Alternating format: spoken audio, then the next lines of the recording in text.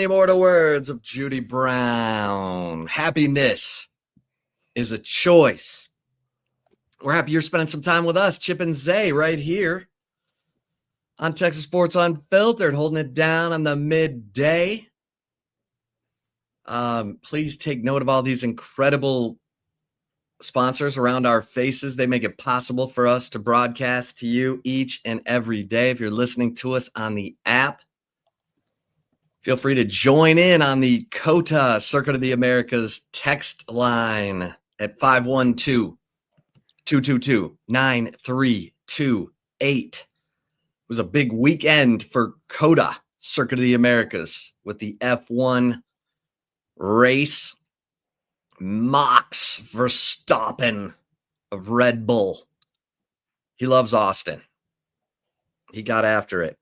It was a lively weekend. And Zay, F1 is going to stay at Circuit of the Americas through 2034. They announced a new deal this year. So big news, F1 staying in Austin. I mean, the attendance just keeps going up. Had Garth Brooks performing over the weekend. Oh, Garth, still doing it. I was stuck in Lexington, so I didn't see none of it. Instead, I saw football, offensive football set back 100 years. And offensive linemen playing the dizzy bat game, which is not good. Zay, how you doing? I'm good, man. Happy Tuesday, everybody. Feeling good, feeling great. Chip, how are you? Oh man, I'm reaching for the Tums for Texas fans. Yeah, I mean, you should be good personally. Your Lions took care of business last night. Yes, let's start there. Start there, because Baker Mayfield is a local story for us. Baker Mayfield, Lake Travis, a proud Cavalier, although he hates Texas. Despises Texas. It's ridiculous. What? Because they didn't recruit him? I mean, there's pictures of him as a young lad rocking a Sooners jersey, so he's been a hater since he's came out the womb. I feel like if he chose to live in Austin, he probably wouldn't have.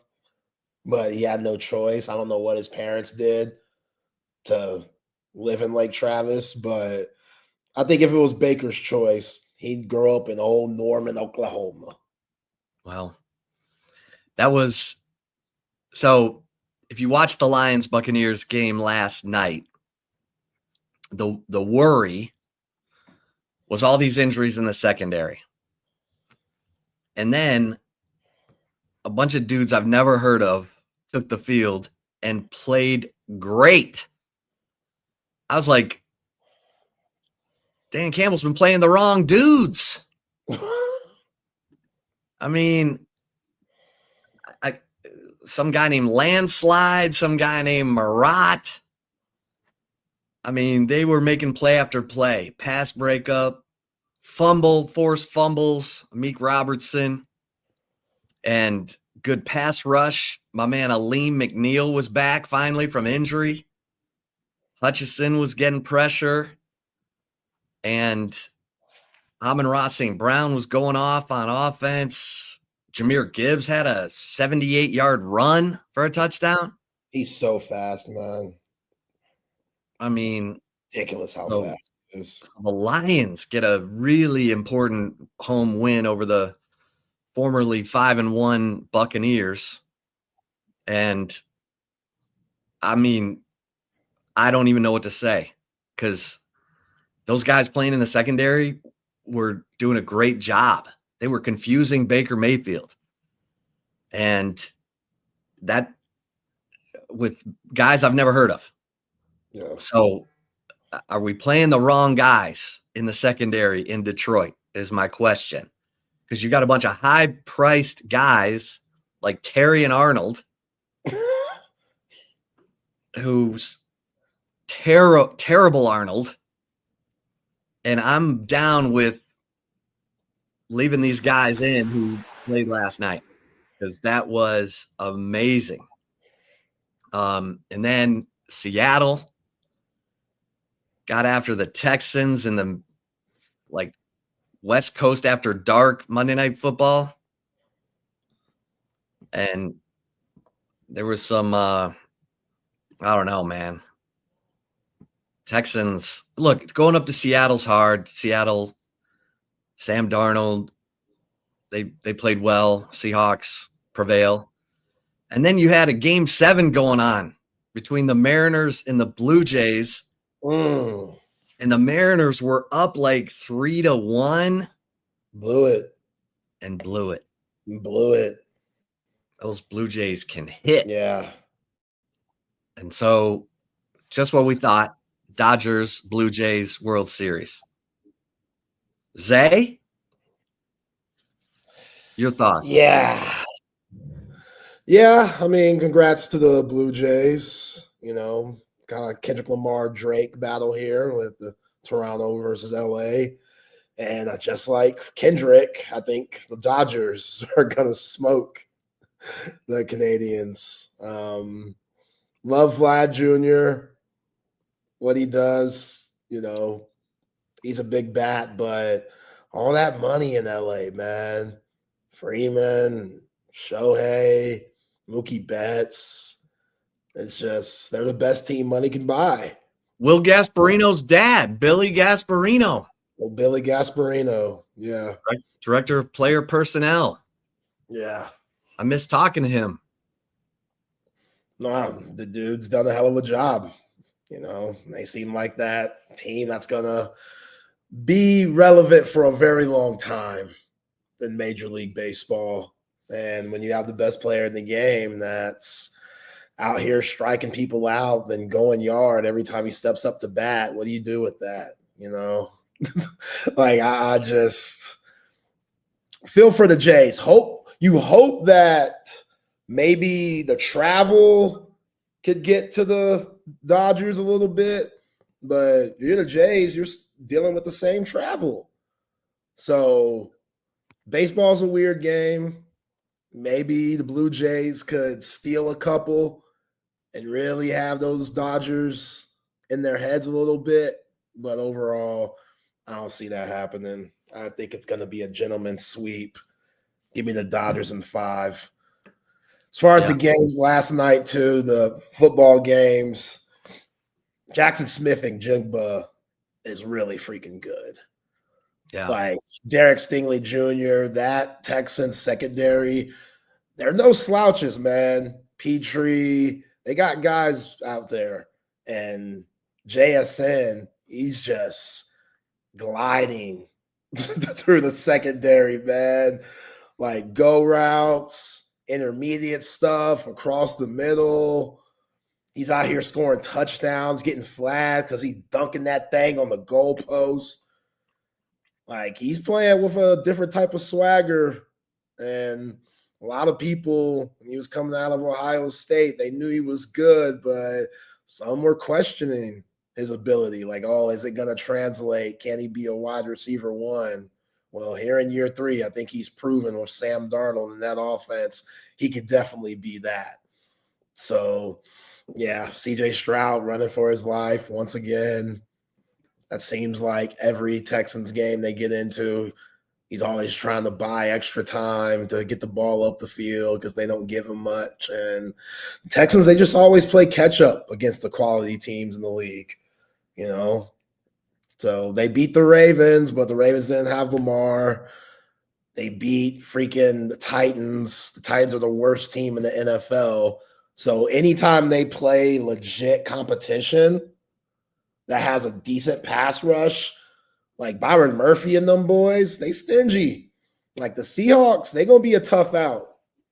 Whoever has to face them, they're going to be a tough out. I'm not saying they're going to win a Super Bowl, but they playing with some confidence right now. I know Mariners fans are hurting, but if you're a Seahawks fans too, at least you got that to support and be excited about. Yeah, and we got the NBA starting tonight. Yeah. This is my man, 10-5, sometimes 13-8, and the greatest official in the history of Central Texas, greatest basketball official in the history of Central Texas, my man Zay the Right Call Collier. Everybody's tuning in for your pick of who's going to win the World Championship in the NBA. You ready to give it to him? Yeah, let's do it. I mean, we'll get to Texas football. It's not going anywhere. Yeah. Don't you worry. We did not have Hank South is he's got stuff going today, so we'll get him on later in the week, by the way, for those of you who tune in 2:15 Tuesdays for Hank. Yeah. So this NBA season going to be interesting because a lot of the old heads that we've known and loved that have been faces of the league, they're up there, man. You know, Kevin Durant with the Rockets. People are very high on the Rockets. I think without Fred VanVleet, it's going to set them back a little bit because they just don't have that point guard. Tonight, they're starting Amen Thompson, who is 6'7", has all the talent in the world, you know, great defensive player, first team all defense guy. His twin plays for your Pistons, who Asur's a hell of a player. Both of those guys just have terrific futures ahead of them. But I don't know if he's a point guard. And to say Kevin Durant, once playoff time comes, you're going to be the primary ball handler for us because you might have to be. That's a lot for KD at 37, 38. Yeah. You know, maybe KD with the Warriors could take that responsibility. KD with the Thunder. I don't know if KD with the Rockets could do all that. Like Durant at his best at this point of his career, it's going to be getting the ball in the sweet spots, half-court game, mid-range game, where he could just shoot over the top of everyone because he's 7 freaking feet tall. So I like the Rockets. I see them getting to the second round. I could even see them getting to the Western Conference Finals. Anything beyond that, it gets a little murky for me. I think this is the year where OKC, they will be right back in the Western Conference Finals because, I mean, they're so young. I don't even think they realize how good they are, even with winning the championship last year. And guys got paid too. Chet Holmgren got paid. Jalen Williams, J-Dub got paid.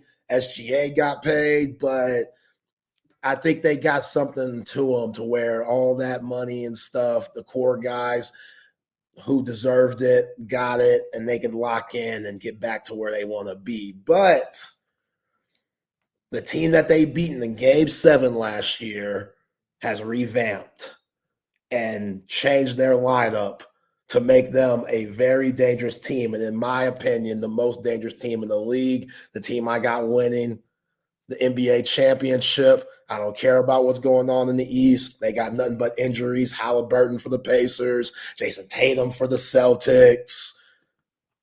Denver Nuggets are winning it all 2026. You know what's interesting? I really put some time and effort into this after you gave me another day of homework. And I think it's going to be Denver and Minnesota. Ooh. In the Western Conference Finals. And it's going to be the Knicks and Pistons in the Eastern Conference Finals. You and your Pistons, man. Hey, the Pistons almost beat the Knicks last year. Did they? It was like 6 games. Every game was a war. All right. Detroit's getting better. They're young, and Cade Cunningham is the truth. Dallas, Texas. What's up? What's up? Representing 6'8" point guard. I'll take it. Oh, he's so good. So that's my bold prediction. But where I'm like, the T-Wolves were disappointing last year. They weren't connected enough. Like they won some impressive playoff games, but they didn't have the goods. And look, Oklahoma City locked in, played great. They had it all going. Why aren't you picking the Thunder? I just think the Nuggets in a 7-game series, they got rid of their Achilles heel. They got rid of their cancer, and that was Michael Porter Jr. Even though Michael Porter Jr. is a solid player, his time with Denver, it ran out because he started to become a distraction off the court. He's a weird podcast guy where he talks about topics that NBA players shouldn't be talking about. I get being curious and stuff, but he's kind of a troll to where if you're Nikola Jokic and Jamal Murray, Aaron Gordon, we got championships to win. We don't got time for you to be a distraction. He's 6'9", he can shoot the hell out of the ball, but he's injury prone, and he didn't shoot the ball that well last year. So he doesn't fit what the Nuggets do anymore. He did when they won it all in 2023 because he was motivated. And the injuries didn't hit him at that point, even though he dealt with them before that with his back and stuff. They dealt with his injuries at a solid rate. Now they got rid of him because they picked up Cameron Johnson, who fits way better with what the Nuggets do. He's going to be locked in. He's a way better defender than Michael Porter Jr. That was a big part of the problem, too. Michael Porter Jr. can't guard nobody, so he gets exposed. And you already got Nikola Jokic and Jamal Murray. You can't have more bad defenders on the team. They just re-signed Christian Brown to a crazy deal, which, hey, make that money, Christian Brown. I can't knock it, but 5 years, 125 for Christian Brown is nuts. But he's still a good player, so they paid him that. I mean, he fits. Yeah, he fits. He can do what Michael Porter Jr. did. Yeah.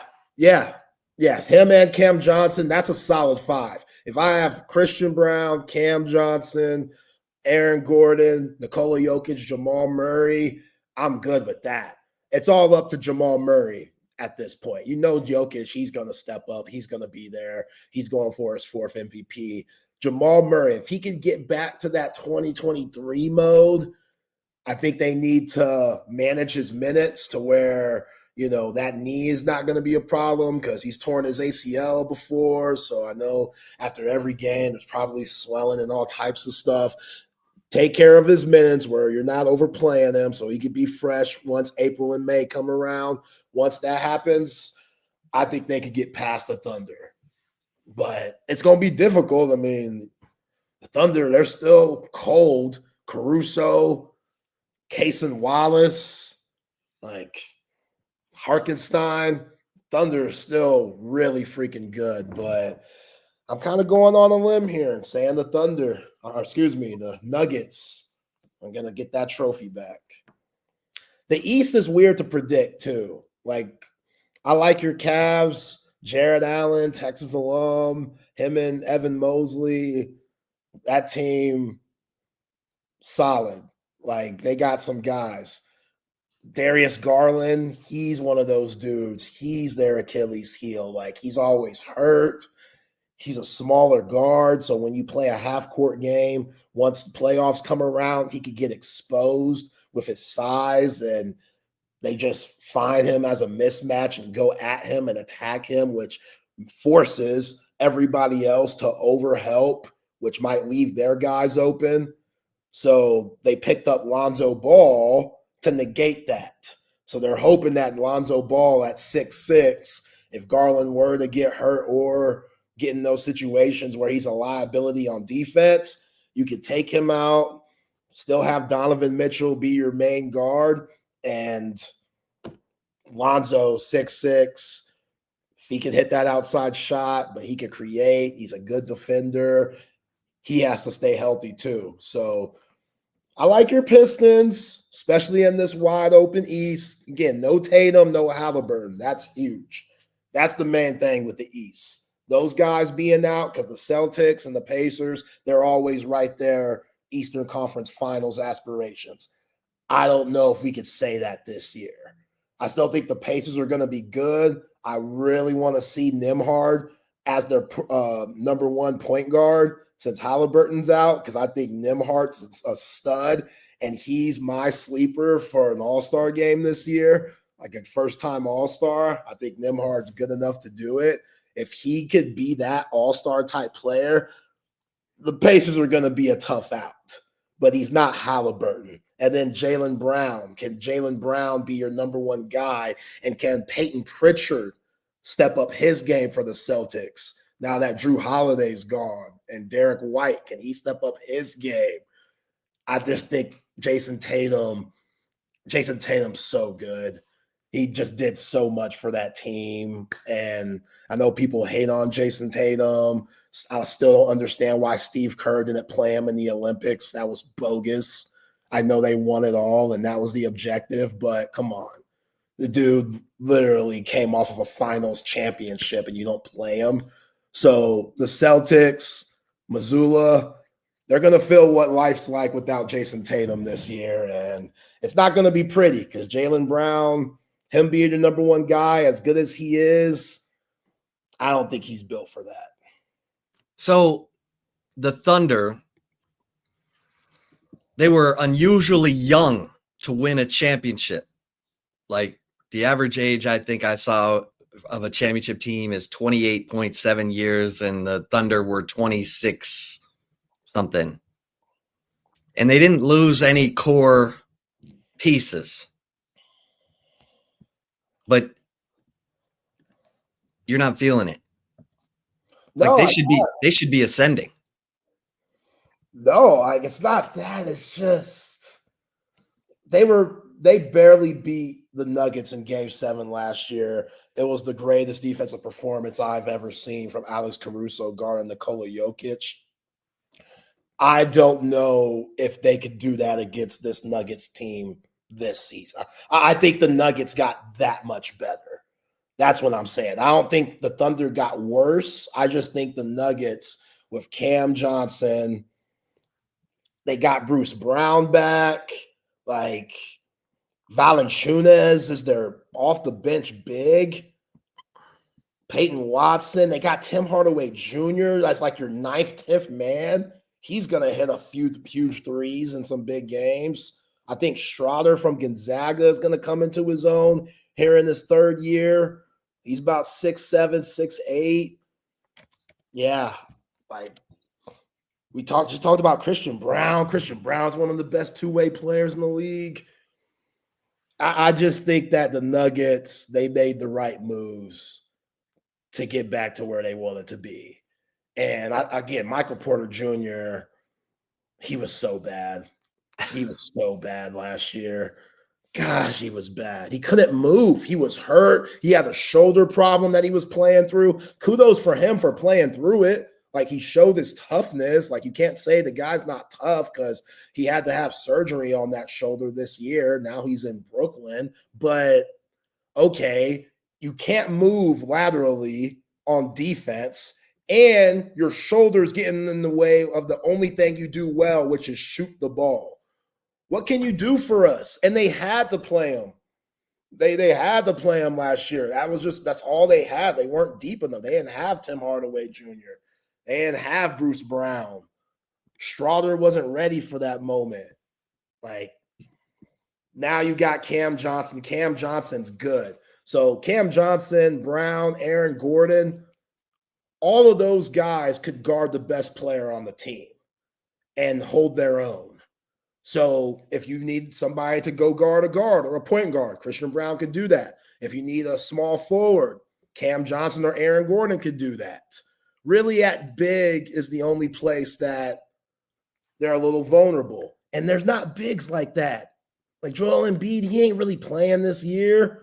Come on, it's Embiid. And he's in the East. So what real center is in the West besides Victor Wembanyama, which him going up against Nikola Jokic, I like my matchups with Joker there, as good as Victor Wembanyama is. So you have no faith in Rudy Gobert? Hell no. Hell no. He's lunch in playoff time. You know that. Rudy is the most fraud player in the history of the league. In the regular season, he's great. He's blocking shots. He's doing it all. He's running the floor. His stats look great. That's why he's been a defensive player of the year all them times. But in the playoffs, when the game slows down and it's a half-court game and guys are just searching mismatches, they always search Rudy. I'll never forget the way Luka was doing him a few years ago when he was with the Mavs in that Western Conference Finals. All they would do is have whoever Rudy Gobert was guarding go set a screen on Luka's man, and Luka would torch the whole series, just torching. And it's Luka, so he's one of the best players in the league too. But if you're the defensive player of the year, you can't be getting served on a platter like that. No. Rudy Gobert is good for a couple of series. Once it gets to that Western Conference Finals, NBA Finals area, if the Timberwolves even get there. And plus, I don't trust Mike Conley either, Chip. Mike Conley's your age. Mike Conley, I don't know. If Mike Conley's your main point guard, this ain't 2013. If the Timberwolves had 2013 Mike Conley, I'd be like, bet. Oh, they going to the chip. They going. How can they not? Anthony Edwards, Jaden McDaniels, Nas Reed, Julius Randle. Why wouldn't they? But they got old ass 2026 Mike Conley. So, okay. Well, my big concern about the Pistons is their lack of size. They don't have, like, I look at Oklahoma City and I'm like, they got 3 7-footers. You know, I mean, I think it'll be the Nuggets and the Thunder in the Western Conference Finals. I don't trust the T-Wolves, man. I don't trust them either. And Edwards, Edwards, he's a great person. He means well. He's funny. You know, I think he brings something different to the league. You know, it's kind of like, I don't know. People compare him to Jordan. That's not a good comparison. They just dark skin and play shooting guard. I like he has like a Gary Payton aura to him, where he says what's on his mind. It's unhinged. It's uncensored. But as a leader, do you want that guy being the leader of your team? Do you want Julius Randle being the leader of your team? Like Allen Iverson was the man. But if Allen Iverson's the leader of your team, how far are you going to go realistically? Like, things like that matter, you know? And AI, he took his team to the finals. He was right there. That's why pound for pound, he might be the greatest of all time, pound for pound. But I don't know. Like, I just, it's hard for me to see Edwards in one season just completely maturing and taking over the league. He's close, but I don't think he has that same mentality as Shai Gilgeous-Alexander leadership-wise, or Nikola Jokic leadership-wise. And I think that's why, another reason why the Timberwolves won't be where they probably think they will be, and that's getting to the finals. Okay. Well, then I'm going Nuggets, OKC, Western Conference Finals. Man, that's going to be great. That's going to be great. I'll go. I was with you. I had the Nuggets. I'll have the Nuggets, and then I'll have the Pistons in the Eastern Conference Finals against the Knicks, baby. Against the Knicks. Who's beating the No. Well, yeah. Against the Knicks. Who's beating the Cavs? The Cavs, you kind of talked me out of you. said Darius Garland is a nut job. He's not a nut job. It's just he's small and he gets hurt a lot because he's small. You know, like he's always having toe problems. He's always getting hit in the face. Like he's gonna miss 10 games a season for randomly getting hit in the face and having this like jaw broke or something like that. Like he just gets hurt a lot. Like when they need him, and they just never been able to get to their full strength and show what they really could be because he's always the issue. That's why they got Lonzo Ball. Do you like Mitchell Robinson, the center for the Knicks with Karl Anthony Towns? Yeah, as a backup, yeah. And I think Mike Brown is smart enough not to play those guys 40 minutes a game during game 47 of the regular season. Like Tom Thibodeau, that Knicks team was good, but they just wore down. They wore down like every Thibodeau team does. God. Like Mike Brown is friendly enough to be a player's coach and understand, okay, guys, yo, Jalen, you're not going to play tonight. Yo, Josh Hart, we're going to sit you out tonight. Thibodeau doesn't do that with his guys. So once April and May come around, the Knicks, even though they might not have the best regular season record, I expect them to at least be fresh once playoff time comes. So I think that's going to benefit Karl Anthony Towns and Mitchell Robinson. To your point of the Pistons being a little light in the ass, Jalen Duren is solid. They got Isaiah Stewart's crazy self. They do need a big. Like they need a big that you could give the ball to and he could go give you a bucket. That's what they're missing. Everybody else is just young guards that are super athletic. Cade Cunningham's good. Jaden Ivey, when he gets back healthy, he should be solid. Our boy Ron Holland, former Texas commit, he should have a good year in year 2. Well, the guy I love is Ausar Thompson. Yeah, Thompson twin. He's long. He's a great defender. He makes life miserable for, opposing guards. They can defend the perimeter, man. Yeah, they can guard. They got length. We'll see if I'm gonna go. I'm gonna say the Pistons get to the Eastern Conference Finals. Who do you have the Nuggets beating? I'm gonna say the Knicks. Okay. Gosh, I don't know. I feel like the Knicks will mess it up somehow, but how can you mess it up? Like you're not gonna play Jason Tatum. Halliburton's not in your way either. Those are Knicks killers. Right. Both of those guys. So you don't gotta worry about them. Right. They may not be losing to Boston and Indiana without those guys. Orlando, they're kind of a sleeper too. Yeah.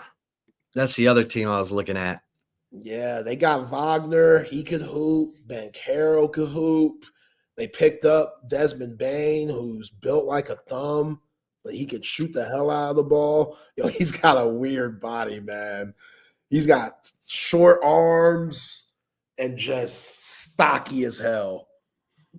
TCU, yeah. But he can shoot it.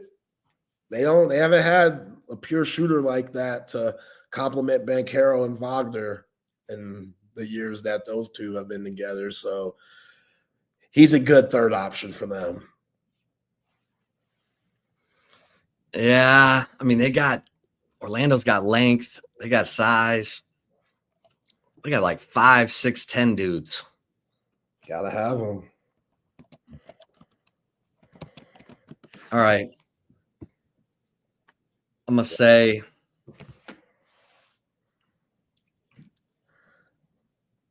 just to be different, I'll say Pistons Magic in the Eastern Conference Finals. Nuggets over the Magic. Nuggets over the Magic? Yep. Wow. That's different, all right. That's That's what I'm going with. That's different, all right. It's probably dumb as a bag of hair, but what the hell? Hey, yo, Temple, it's Cooper Flag and Joker. Until Joker's out the league, I'm not going against him on MVP. That dude could sneeze and get a triple-double. Like, the game is so easy for him. Yeah. And they screwed him last year, giving it to SGA, even though SGA deserved it. Deserved it. But Joker's stats last year were bonkers, man. Yeah. They were ridiculous. So, yeah, Cooper Flag, he's actually going to get to play good basketball, too. All right, I'm putting it on the Post-it note. There it is. That's how you know it's official. October 21st, 2025, Nuggets over the Knicks in what? 6. And Chip, Nuggets over the Magic.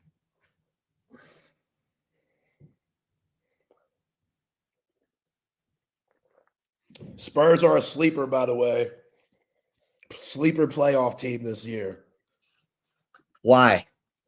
I think Dylan Harper is going to surprise everyone. I think after Cooper Flag, he's in line for Rookie of the Year. I don't know when De'Aaron Fox is coming back, but Stephon Castle, he's only going to get better. Jeremy Sohan, same with him. You know, you still got Vassell. You still got Keldon Johnson.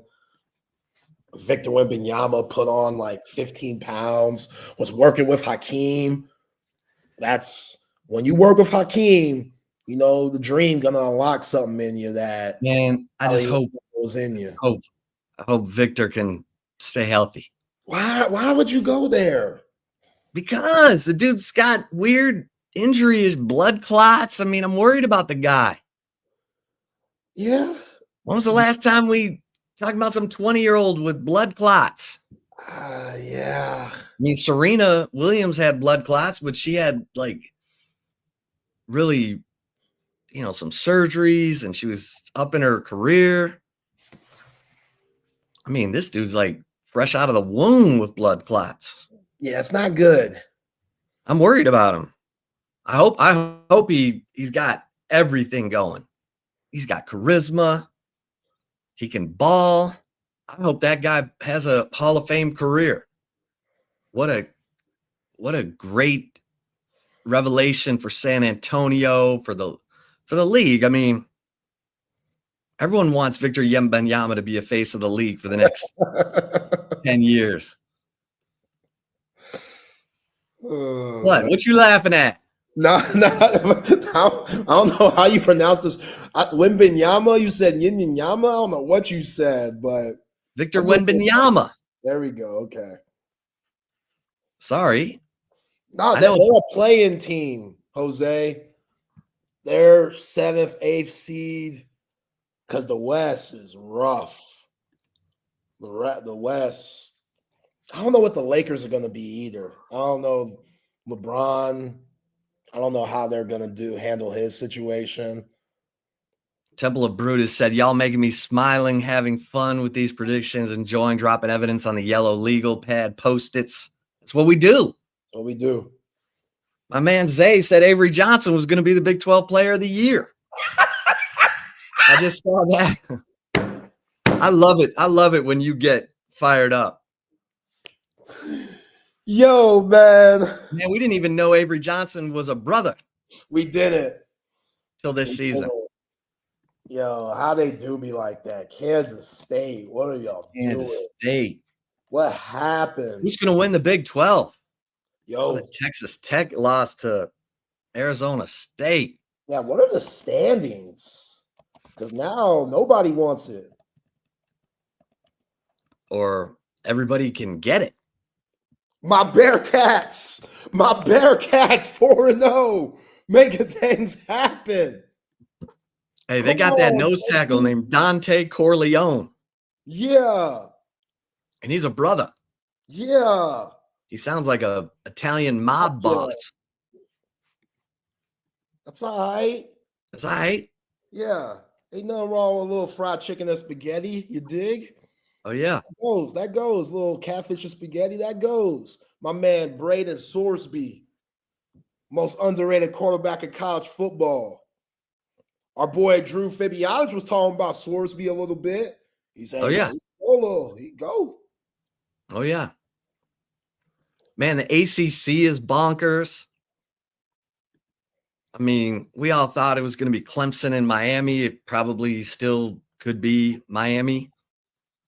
But Georgia Tech is 4-0. Virginia is 3-0.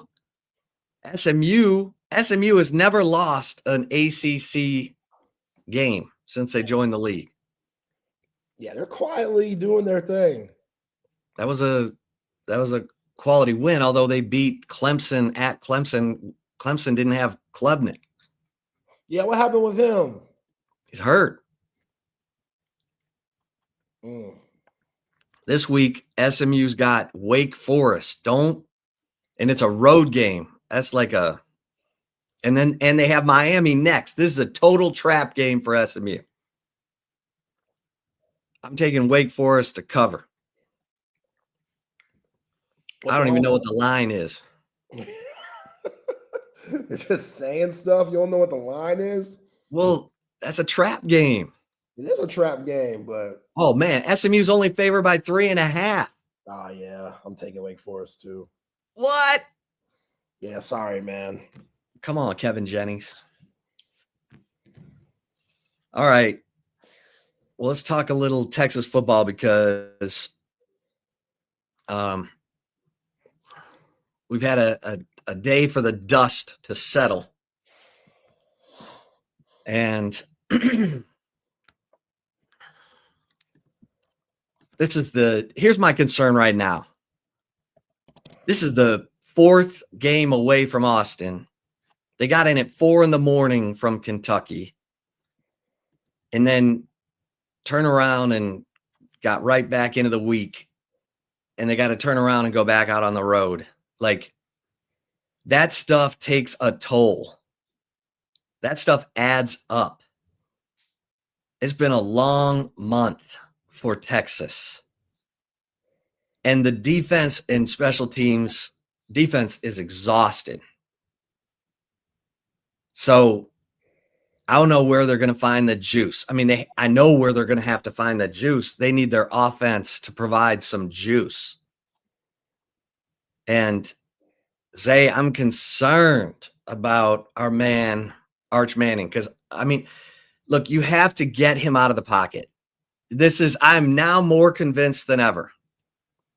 When he has time or when he stays in the pocket, he tends to overstride. His platform gets off. When he's on the move, he's not thinking, he's just being an athlete, and he throws dimes. So Sark's got to realize that. And again, adjust to your talent. You're going to have to do some major mechanical, fundamental work with Arch in the off season, because he doesn't stand tall in the pocket. He looks like a baseball pitcher. He overstrides. It's weird. Sometimes he's on target, even though he's, leaning and, he's way out with his front foot. But like that 3rd and 5 pass, he missed a wingo from point blank range. It's like the passes that he missed against Ohio State and UTEP. Yeah, those are routine throws. Those are routine throws that if you're the quarterback of a Power 4 university, those are layups. Those are layups. And so now you got to do what your quarterback does best. So you need to get him on the move. You need and I get it. It's not as easy as saying just the quick passing game. Oh, the quick passing game. Because if you can't run the football, the defense is they're gonna sit on everything inside 5 yards. And a good defense, like Kentucky has a good defense. That's a good defense. Well, guess what? Mississippi State's secondary is better than Kentucky's. Mississippi State has a 6'4" corner. Like they're playing good football. Mississippi State should have beaten Florida. Yeah, they should have beaten Florida. They should have beat Tennessee. Yeah, like they should have won those games. And it's not. You're like, oh, no.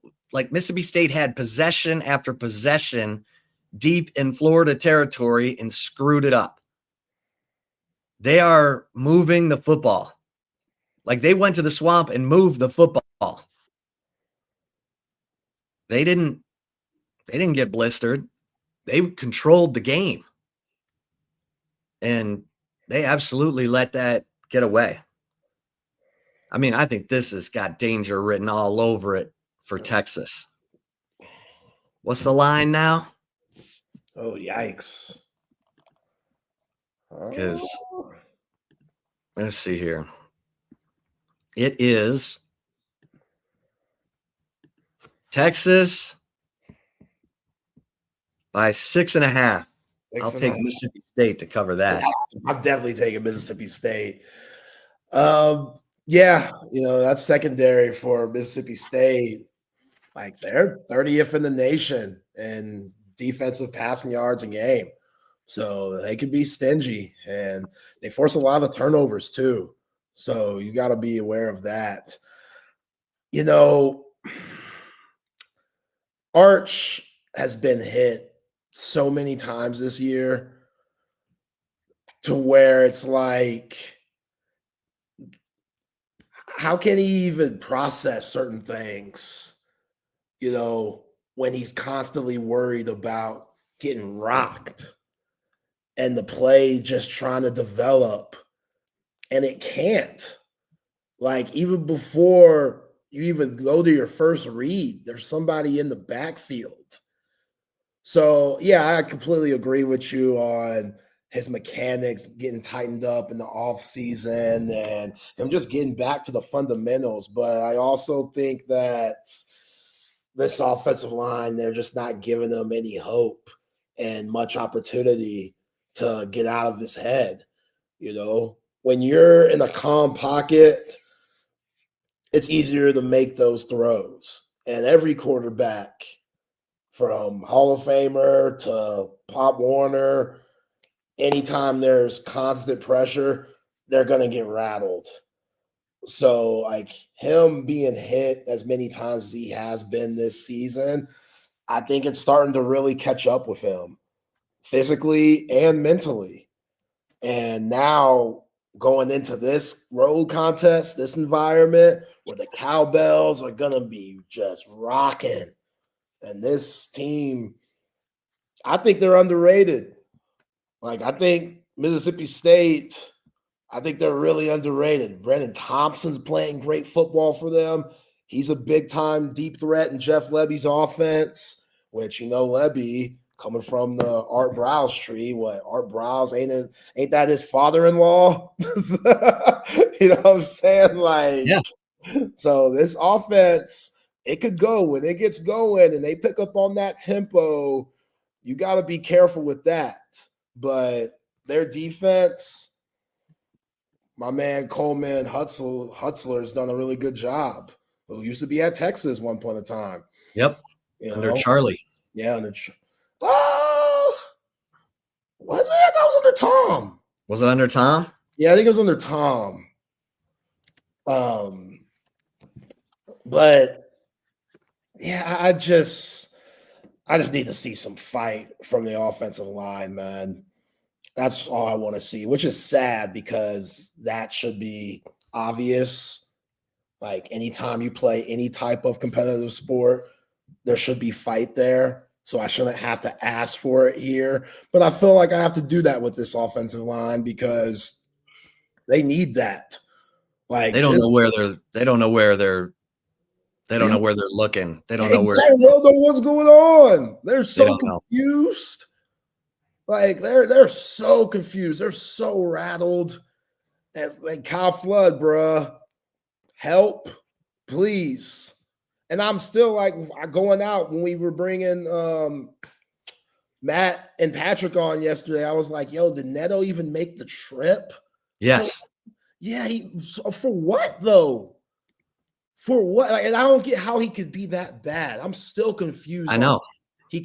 I wish we could see him to make our own decisions. And we did see him to where I didn't think he was that bad early on. Especially like what Nick Brooks is showing us right now. That's why I could say that. Like Neto wasn't that bad to say Nick Brooks is that much better than him, because Nick Brooks, bless his heart, has been atrocious. Right. Bless his heart, man. I feel bad because it's just like, and now he's going to be attacked every single Saturday. They're going to attack the hell out of him and Connor Robinson again, as any good coach would. Right. Any smart coach would do that wants to win the game. Like that's what every game plan you go in. I don't care what sport you are. What does the team that we're playing against, where are they leaky? Where are they vulnerable? Where are they weak? Where we can exploit them. Oh, simple. Left guard and center. All right, then. Let's send guys through that gap all game long. Sometimes it will be our tackles. Sometimes it will be the linebackers. Sometimes it will be the nickel. It don't matter. We're just going to rotate it and see what we can do with that. And it's going to be a domino effect for everybody, because Nick Brooks, I don't know how many times you see him just wander off to the right and like not hit anybody. And then he'll like look behind him, Chip, and Arch will be on the ground. And it will be like, what happened? Bless his heart, man. I don't know if they're looking at the future like we know this guy could be something special. And if we play him now, maybe he'll click faster later on. But Texas fans ain't looking at later on. Right. They're looking at right now. Looking at right now. Right now. See, the worst thing that ever could have happened to this team preseason was that number 1 ranking, which was ridiculous, because everybody's like, what happened? Okay, well, Texas should have probably been preseason ranked around 12, but that's still 12. And, you know, they weren't ready at Florida, and so they got smacked, which can happen. But man, this is where you're supposed to be getting better every week. This is where, and it's interesting. I mean, the rest of the SEC is not saying crap about Texas's schedule this year because they had to play 4 straight games away from home. Yeah. And that's a grind, man. That's a grind for kids who are going to school. They still got to go to school. They still got to do homework and take tests, right? Yeah. That's a lot. That's a lot. That's a lot. When you're working on little sleep and you're dragging, and you know your buddies are like, hey, let's go out, and you have 4 straight games away from home, and then you got to play Vanderbilt next week, and then you get the bye. Oh Lord. Yeah, I mean, that's crazy. I didn't realize that. I thought Vanderbilt was before the bye or after the bye. It ain't. It ain't. It ain't. That's a tough game after 4 straight. Right. And Vanderbilt, you know, they got to play LSU at home. And now they play Missouri at home before they come to Austin. Ooh, you see Diego hit that Heisman against LSU. Oh, that's a cold dude, man. That's a cold dude. And shout out to ESPN and the cameraman that kept showing his fine ass mama in the stands. Oh, I knew you were excited about that. Oh man. And then he's doing his post game interviews with her. Yeah. She needs as much camera time as possible. That's when possible. She wearing that like tube top and stuff. It's like, yo, she know what she doing. She know what she doing. She ain't playing no game. She said, my son's the man. I got to show that I'm that girl. I'm that woman. You know what I'm saying? Theo Vaughn ain't ready for that. Theo Vaughn can't handle that. I don't even know why they were playing with him.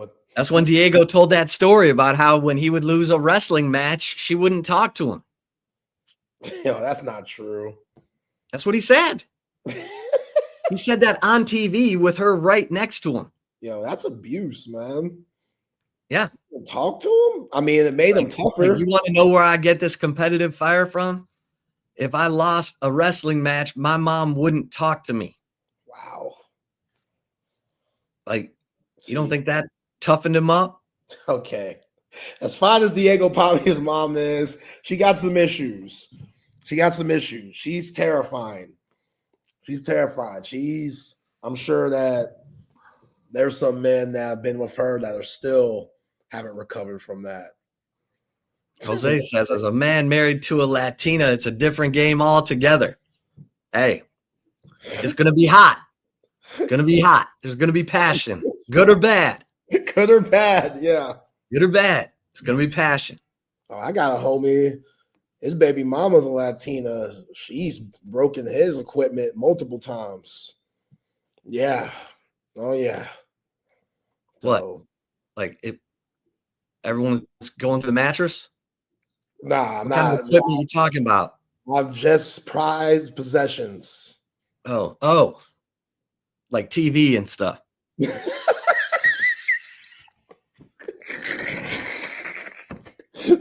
They fiery. Now, look, let's not put this as a stereotype. I'm sure there's a lot of different races that have broken some TVs and PS5s, but most of the stories I hear of that crazy stuff, happens from some Diego Pavia mamas. That's all I'm saying. But yeah, it's gonna take a special man to handle that. I don't think Dio Vaughn is ready. I don't think he could do that.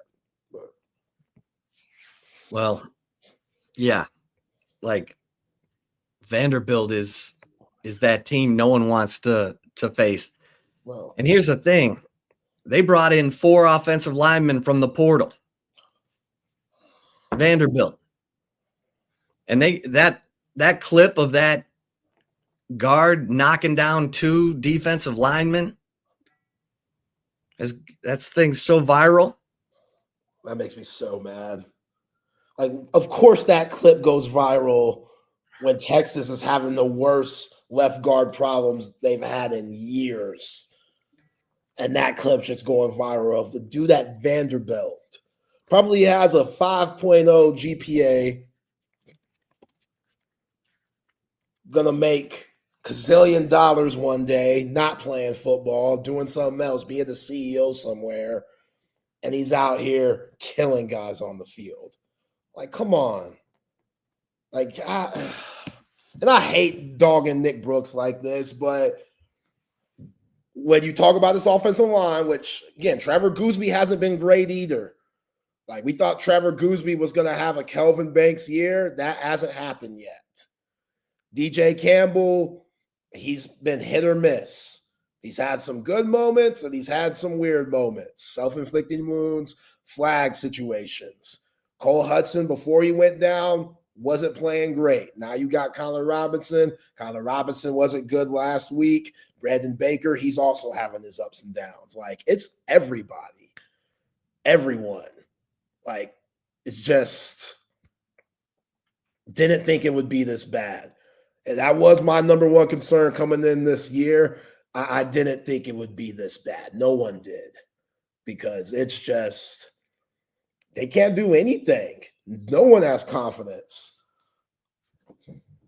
I don't know who number 70 is for. Let me see who this guy is. I'm gonna send this to you. Card for Vandergriff or Vanderbilt. Yeah, I'm gonna send this to you so you can put it up. Because I'm not gonna lie. Send it to me on Twitter. Okay. Is it that clip? Yeah. Yeah. Yeah, I'm sure I can find it. I got you. I'm sending it. Okay. Yeah, like Cedric Alexander, like another guy, LBJ High School. I'm sure Steve Sarkisian didn't go to LBJ once. Cedric Alexander's leading the SEC in touchdowns, rushing touchdowns. We talked about Cameron Dickey out of Crockett High School, lighting it up for Texas Tech.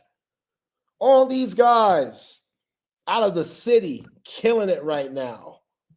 I love Contravian Wisner. Dude's been hurt a lot. Was great against Oklahoma. Couldn't get going at all against Kentucky because they were all in the backfield. CJ Baxter's been hurt. There's nobody in the room after that. Jared Gibson said, I'm done with this. I can't do it. I'm out of here. Like Christian Clark, he hasn't been able to get going. Offensive line's fault. James Simon, they're not even giving them chances because they're like, dude, as a freshman, we don't want to throw you out here. That would be cruel. That's like a punishment, having you try to run with this offensive line. Like, it's just frustrating, man. Okay, so did you get it? Yeah, I got it.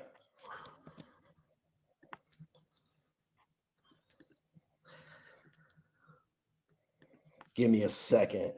Cade McConnell? Let's see here. This is like Vanderbilt trying to get the Joe Moore Award. right. I mean, I'm just saying. Wow, Mike Elko having his team fake injuries. They fined him that $50,000.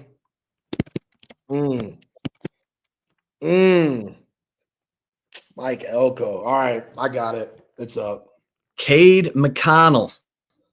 Okay, he's a senior from Choctaw, Oklahoma. Here we go. This was against LSU.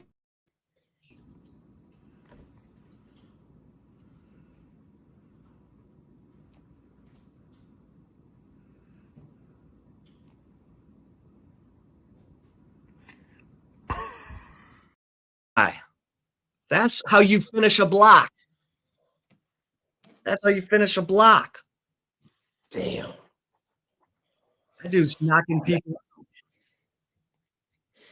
Nah, that just seems like he's angry. Like, and that's what you want. That's what you want. Yeah.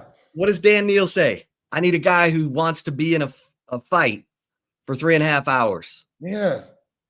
A legalized fight where you're doing everything you can to break that dude's will. I mean, I'm not seeing that kind of.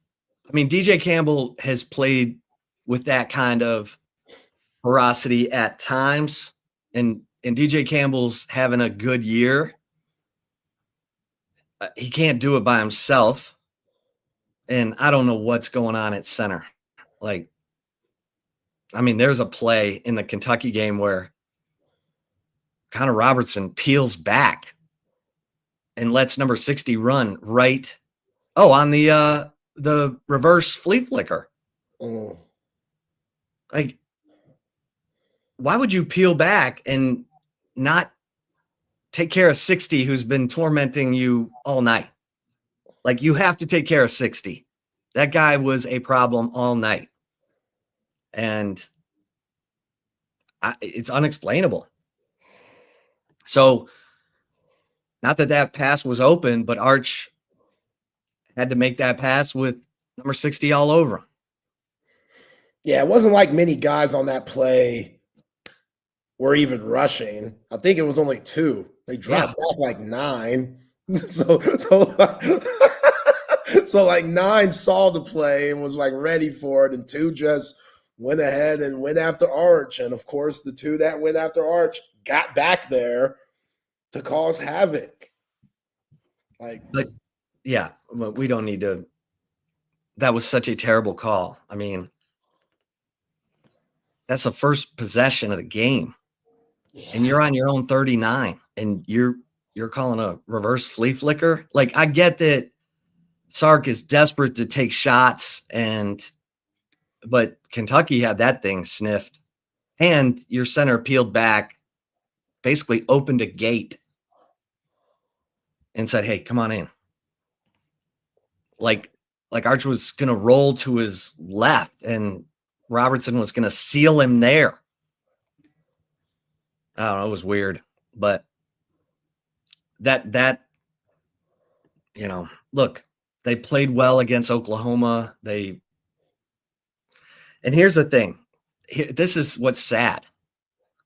Like, the way Texas won that game is the way a team like Kentucky normally wins a game. Like, they struggle. They play great defense. They struggle to move the ball. And then they maybe get a shot play here or there, and they scratch out 13 points. That's how Kentucky normally wins a football game. This is a Texas offense with, what we were led to believe is enough talent on the offensive line to protect Arch Manning so that he could have a play action deep offense. Okay, that's clearly not the case anymore. Clearly. It can't be any more clear. So you've got to have a plan B, plan C. And that's what we're going to see Saturday. Steve Sarkisian said, without getting into the game plan, I think you will see some adjustments. Okay, well, yeah. Like, there should be a lot of adjustments. But all you have to do is have some success, man. Even Arch Manning said, I just need to see the ball go into my receiver's hands a couple times. Yeah, those layups. But you can't call those layups. You're going to have to roll them and waggle them and bootleg them and make it athletic for him where he doesn't stand in the pocket and think. It's crazy. Yeah, because that pocket's going to collapse. That's what he's thinking. Oh, what's the snap? Oh, here they come. Oh, shit. Well, that's what he was. Yeah, that's what he was thinking against Kentucky. He was thinking, man. Like, there was no running game, none. And then, they came out in the second half and they're like, you could tell we're going to run it. So Christian Clark, he has 2 good runs right to start, and then they start overthinking it, and the drive stalls. But you talk about the Kentucky game because they came out with 3-0. Oh, sorry. Second. What was it? Second possession. Where were those Christian Clark runs? That was at the start of the fourth quarter. I don't know. I can't find them. Christian he had 2 back-to-back, like 8 and 6 yards. That was the 5th drive, the last drive of the first half. So the 5th drive of the first half, he had a 5-yard run, first down run. Then he went for no gain. Then Arch gets sacked. There it is.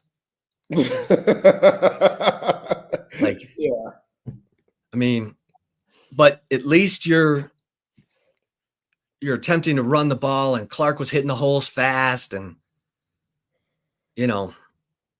but you gotta make a commitment to it. You can't just dabble in it.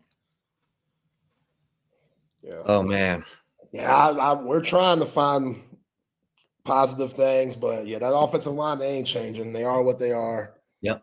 So I don't know how they win this game. I think Mississippi State's pissed off. I think they know that streak has to come to an end. 15 consecutive losses in conference? Like, they're going to beat someone they weren't supposed to beat. Maybe that was Arizona State, but the fact that they beat Arizona State, who just beat Texas Tech, and everybody was saying Texas Tech is a national championship type team, which they still can be, that worries you a little bit. Well, and they should have beaten Tennessee, and they should have beaten Florida. Yeah. I think it worries you. Are they going to have the running back with the weird name, Fluff? We don't know. Well, yeah, we don't know. He did not play last week. Fluff Bothwell. That's a wild name. But Devon Booth. Tough. That dude ran for 100 yards against Florida. You remember what Texas ran for against Florida? Nothing. I mean, Mississippi State's playing with some confidence.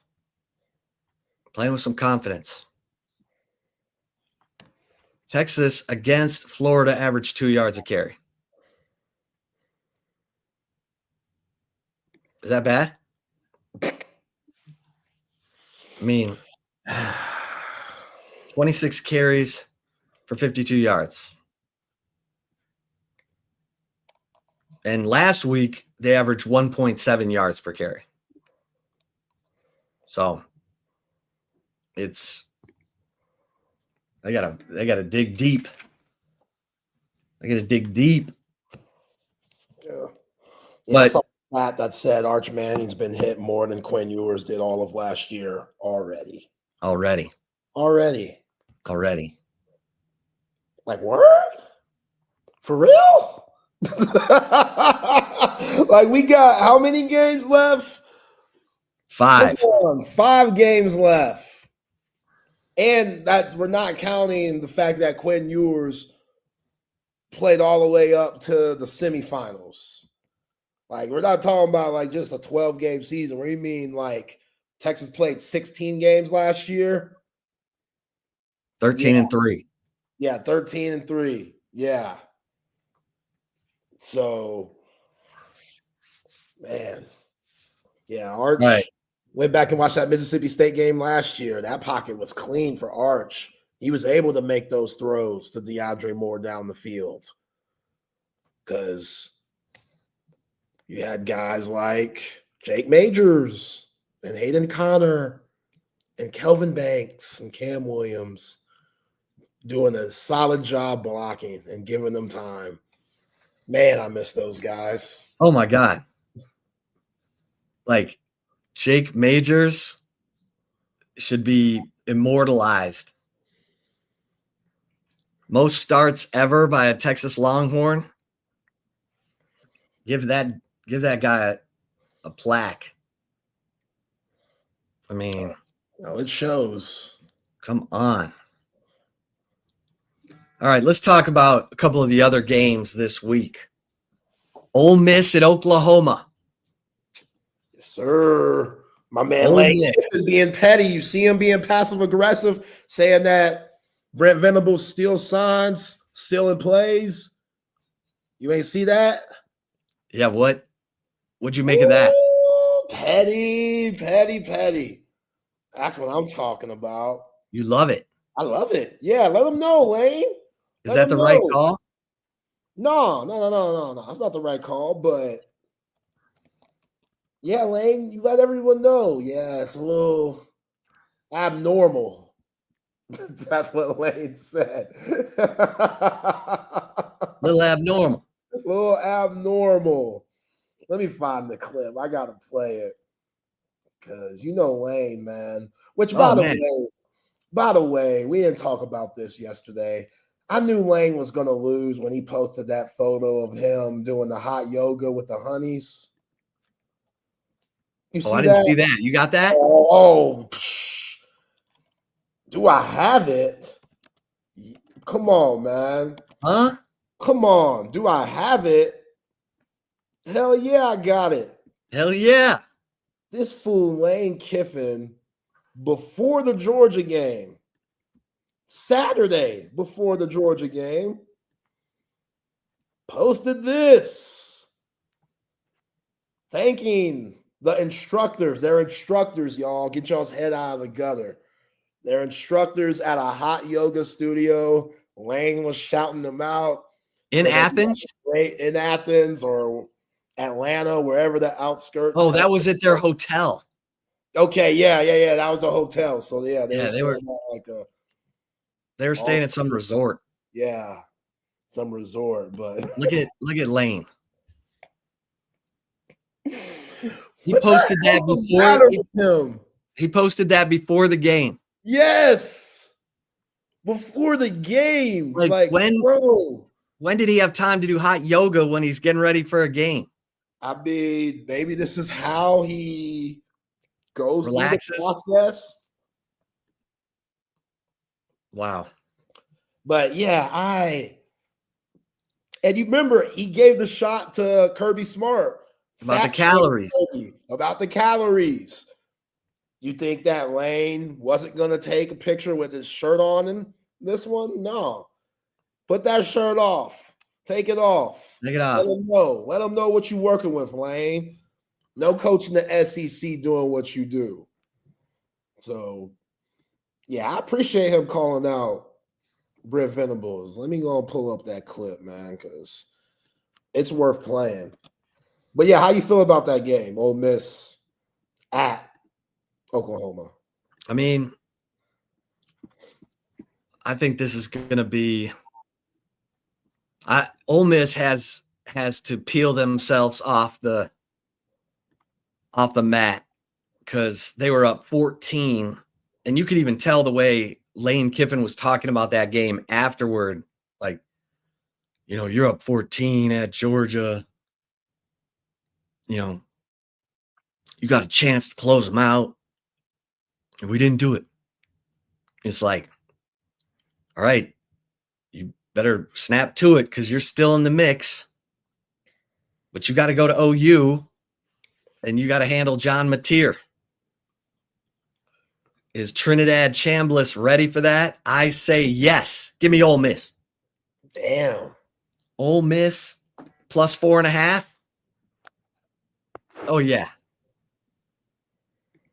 Okay. I think Ole Miss is pretty good. No, they're good. They're good. All right, here's what Lane Kiffin said about Brent Venables' defense doing abnormal things. You know, a film study of signals. I mean, as I just tell you how it is. I think they do a great job of that. So if you study people really well, you know tendencies, and then you have enough confidence as a coach to go after those, that seems what he does. It seems like, you know, they've got a really good beat on the plays that are coming when they're called, and they do a great job of going and taking those away. When you look at the Auburn game, I mean, I told Hugh after the game watching it, I mean, you might want to switch the signals. Like, it looks like they have the plays. The middle safety's running down to steal slants, which is very abnormal. You may have just answered my next question, but do you get with that in mind? Do you have to kind of shake everything up from a signal standpoint this week, or do you do that every week anyway? No, we're going to keep our same signals. I mean, I guess I was wondering, do you do that every week, or is that something that you have to specifically address because of who you're playing? Yeah, that's a really good question, and competitively, I can't answer that for you. You gotta love Lane. Yo, telling Hugh Freeze, you might want to switch up your signals there, buddy. That's crazy. That's crazy. So Lane's petty, man. I love the guy. Oh yeah. He's your guy. Oh, he's perfect. I mean, he fills the right call at least once a week. Oh, freshwater? How can he not? Freshwater, baby. Yeah, how can he not? Which, you know, obviously his name is twirling around Gainesville about possibly taking over. And I don't know, man. I don't know if he wants that. I wouldn't. Like, I don't. What you mean? What he's built at Ole Miss? That Florida team is ready to go. DJ Lagway, Dallas Wilson. Yeah, but you just said Ole Miss is a good team. Like, you got Trinidad Chambliss, your backup, playing good football right now. I get you blew it against Georgia, but I don't see Florida being superior like it used to be. Like, I don't see it being that program where it's so far above somewhere like Ole Miss at this point. Remember, Lane is an offensive-minded coach, and think of all the skill talent that comes out of the state of Florida. Yeah. Quarterback, receiver, running backs. It is a mecca for skill talent. So I could see Lane getting a little. You think he gonna flirt? I mean, I could see him thinking about that long and hard. Plus, you got DJ Lagway, Dallas Wilson. Why do you think those guys are gonna stay? Jaden Bott. You just assume they're gonna stay? Huh? You're just assuming they're staying. You're saying all these. They're there now. They haven't left. Yeah, now. But when the season ends, old Texan boy, my man DJ Lagway, come on. Makes a lot of sense. That's all I'm going to say. Makes a lot of sense. Something wrong with Florida. Something ain't right. I hear what you're saying. All what you're saying makes sense. Something's off about Florida, though. I don't know what it is. Like, why haven't they had success? Because I don't think Billy Napier is that bad. I mean, Billy's a young head coach. He may have made a couple of missteps. I mean, he got bad luck too. DJ Lagway hurt the whole offseason. He didn't get to practice. He didn't get in football shape. It was a bad set of cards, man. And the crazy thing is, like, people are saying, oh, Graham Mertz was bad. No, he wasn't. He had 21 touchdowns and 3 interceptions. Like, when he got hurt, he was playing good football. And then DJ Lagway came in and went 6-1.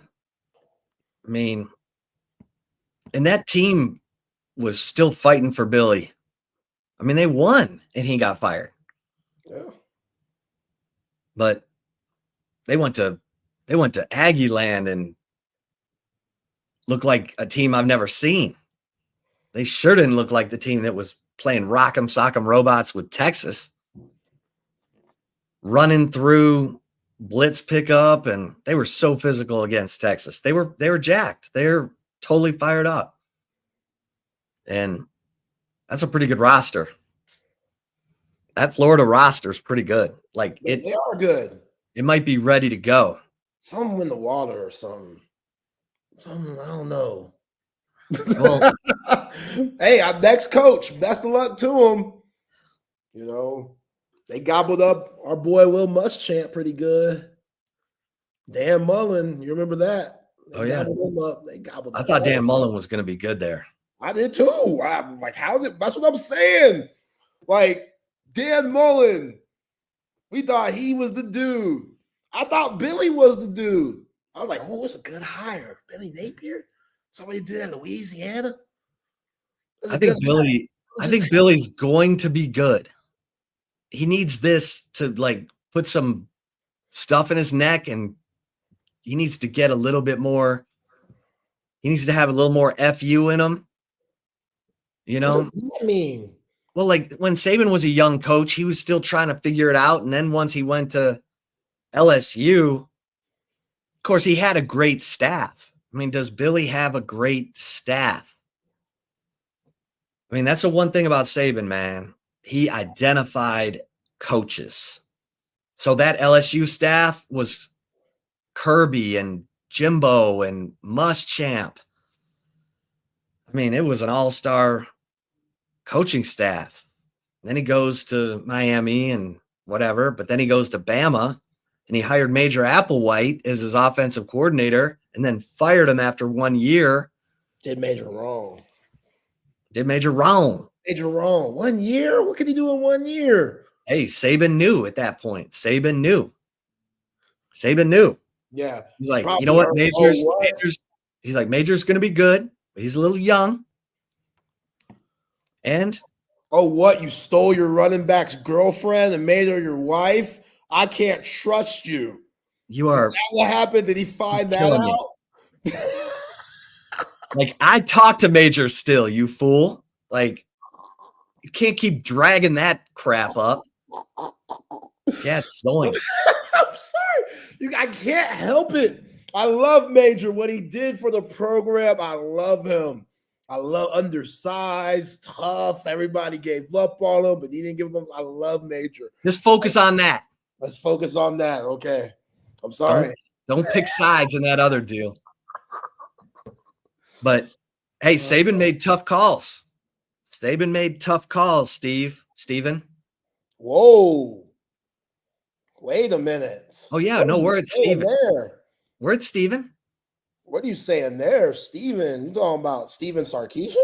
Yeah, that's tough calls. What are you saying? I'm gonna need you to elaborate a little more. What does that mean? Performance review for Kyle Flood. Wow. Yeah. What? What's happening on the offensive line is like coaching malpractice. You remember what Kyle Flood did to Christian Jones? You remember that, right? Yeah. Okay. Where's that? That was a fifth, sixth year guy. Kelvin Banks. You remember that? Kelvin Banks was blessed from the beginning. Oh, come on. What you mean? That's like the people who tell me, oh, Phil Jackson. Who's the number one tackle in the nation? Yeah. Yeah. You still got to mold it and, get it right. You still got to get it right. You got to get you just can't come in and just throw him to the wolves. You got to get him right, get him right. Well, then guess what? He did a great job of molding the best tackle in the nation coming out of high school. And guess what? DJ Campbell was rated higher than Kelvin Banks. Yeah. And DJ Campbell's playing well. He's playing well. He's playing all right. I need to see more from him. But where are these other guys?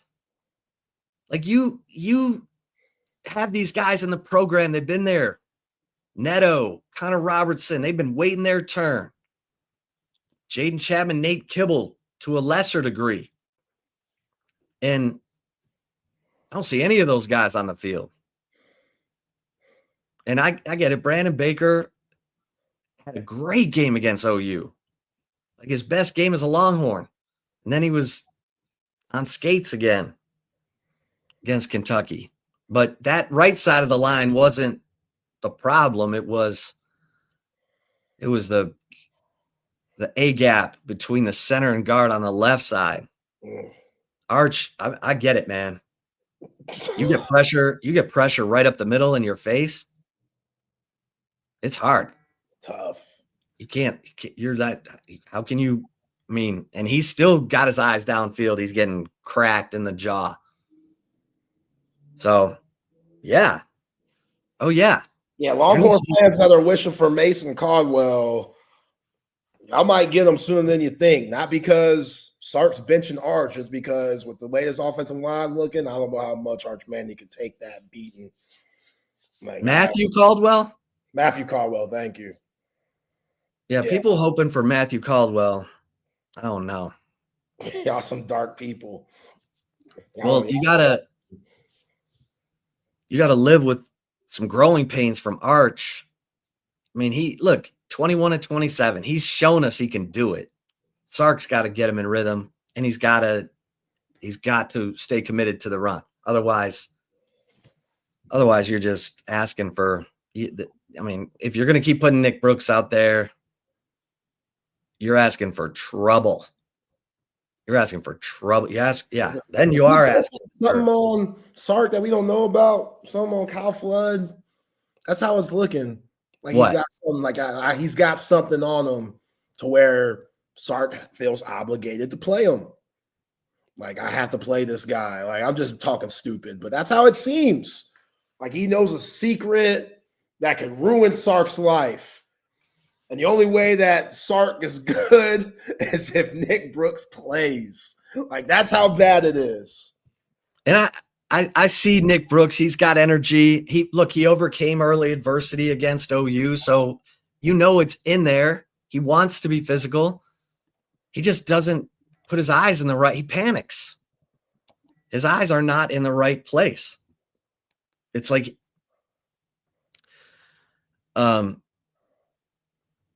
Christian Jones had to coach DJ Campbell through every play when he first started, playing. And so, Connor Robertson, Trevor Gooseby, but I mean, Connor Robertson doesn't look like he knows what he's doing. So, and that's where's doesn't know what he's doing. Right. Where's Daniel Cruz? I mean, that guy's got an ass like a fire hydrant. Yeah. Can he play? Because he's supposed to be the future. Maybe the future's now. You rush Nick Brooks in there. I mean, and that could be making a bad situation into a gas fire. But it's got to be better than what we saw last Saturday in Lexington. And I hear people saying it, oh, Lexington's a weird place. It's weird stuff happens in Lexington at night. Okay. All right. We'll write that one off to weird mojo.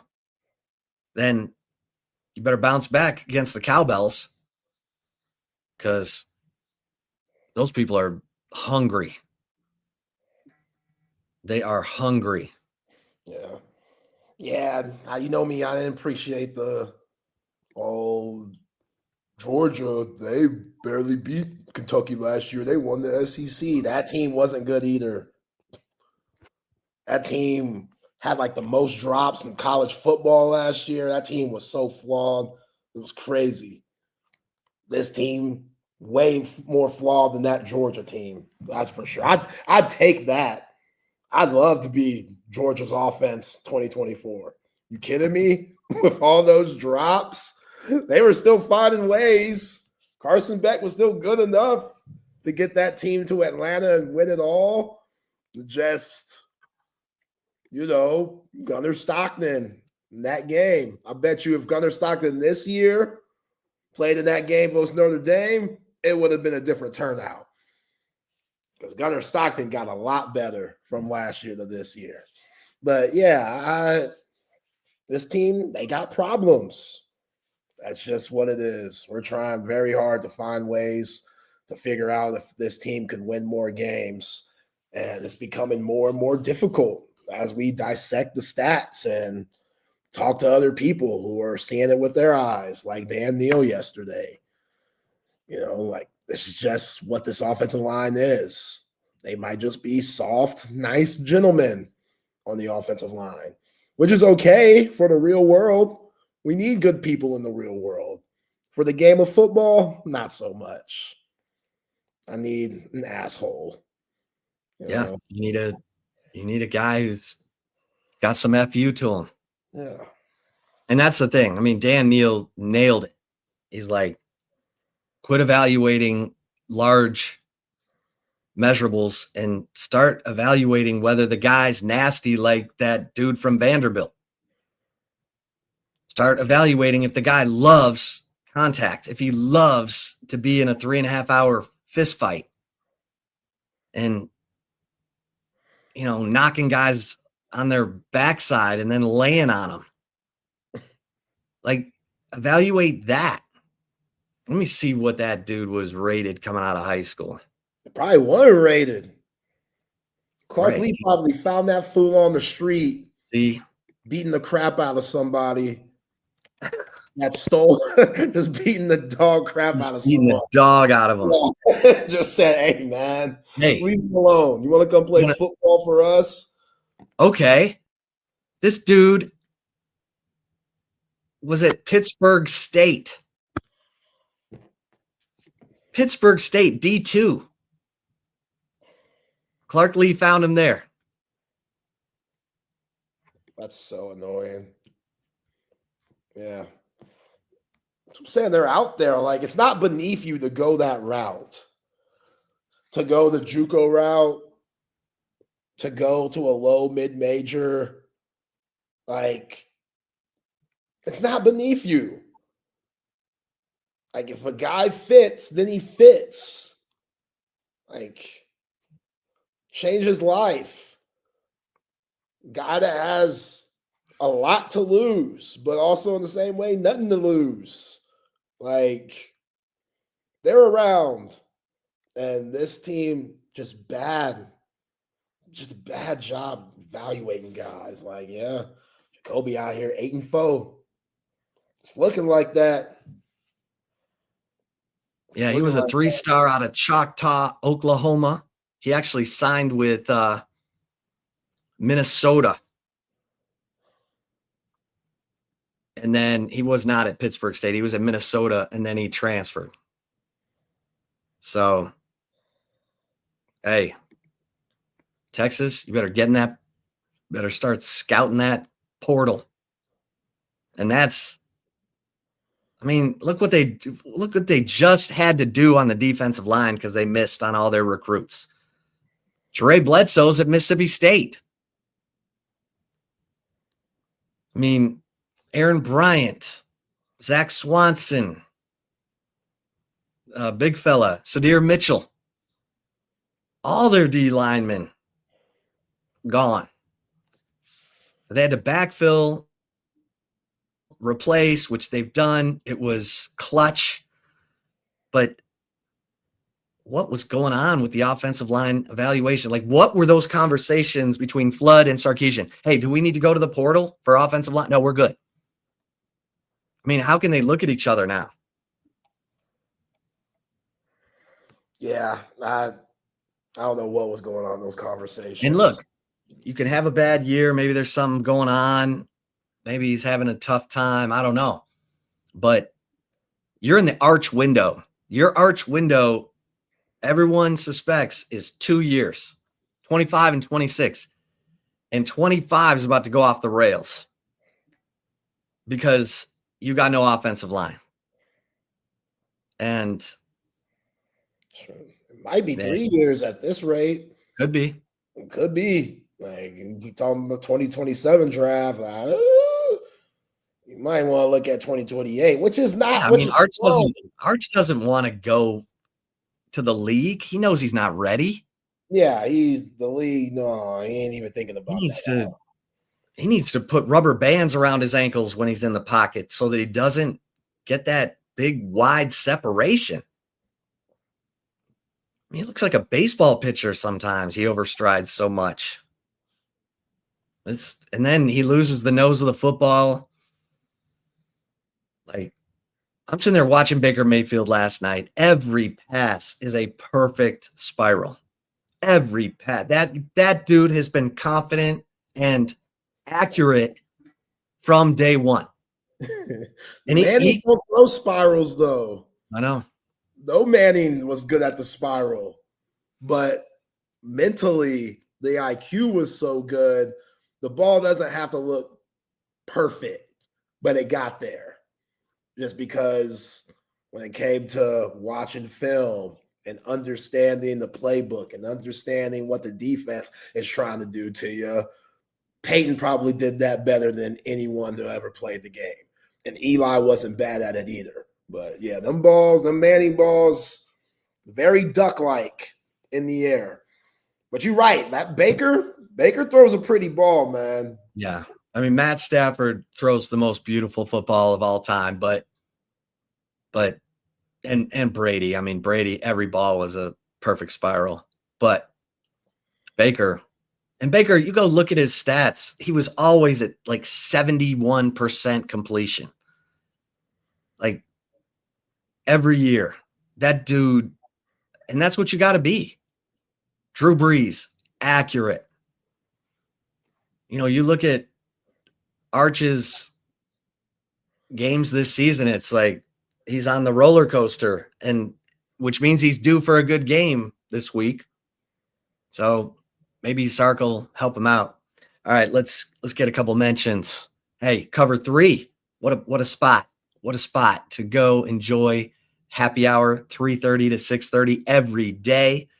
3:30 to close on Mondays. You got brunch on the weekends. Great food, great service, high-end food without the high-end prices. I mean, it's the Chop House Burger. If you love burgers with the Parmesan fries, go treat yourself. The Sean Adams Prime Rib Sandwich.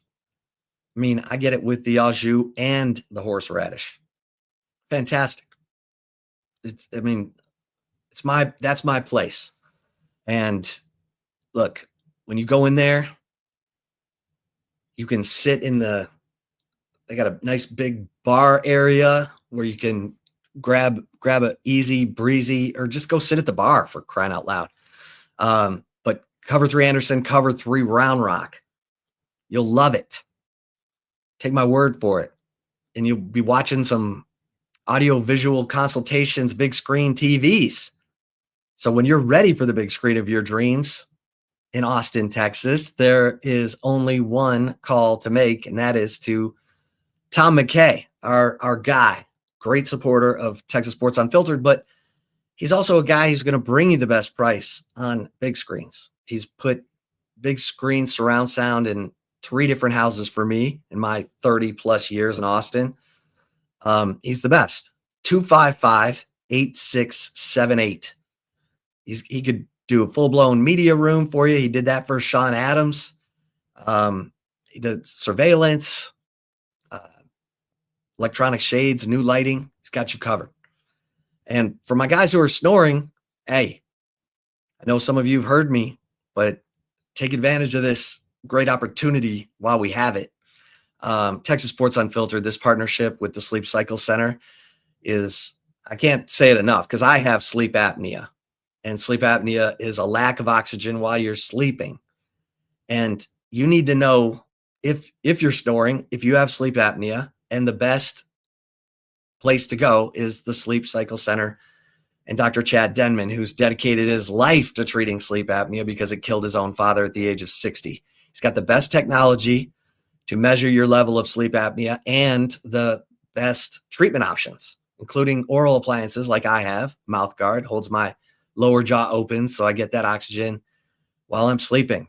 All you have to do is go to sleepcyclecenters.com and tell them Texas Sports Unfiltered sent you. They're going to take $100 off your sleep study, and you're going to get the answers you need and the treatment you need. And the person sleeping next to you is going to thank you. Maybe do it for their birthday or something, or just do it for you. Either way, do it. All right, Zay.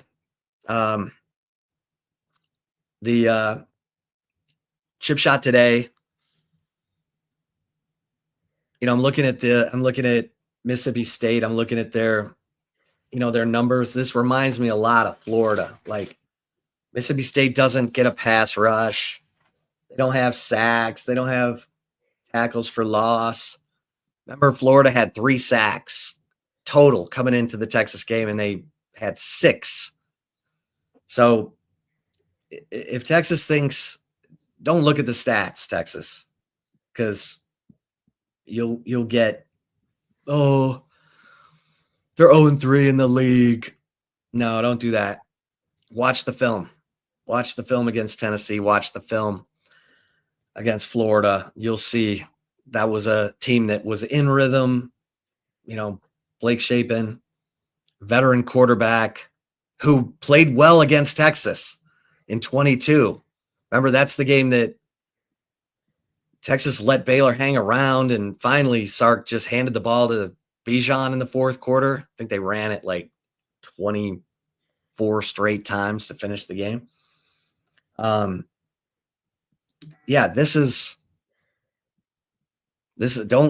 Texas fans, don't think that this is, don't be looking ahead to Vanderbilt, because this is a problem this week. This game, they got dudes on that defense in the secondary. Their strength is the secondary. So if, another reason for Sark to dress up that quick game and make sure that he's got his screen game down and that Quintravian Wisner's ready to be a receiver, because that's what it's going to take, and give your defense some rest. For crying out loud. I mean, that was rough. And, look, Jere Bledsoe is in the rotation. He's probably hyping this game up. Brennan Thompson's pissed. Darian Gillette, super athletic linebacker, is playing for Mississippi State, who was at Texas. So, I mean, look, all I'm saying is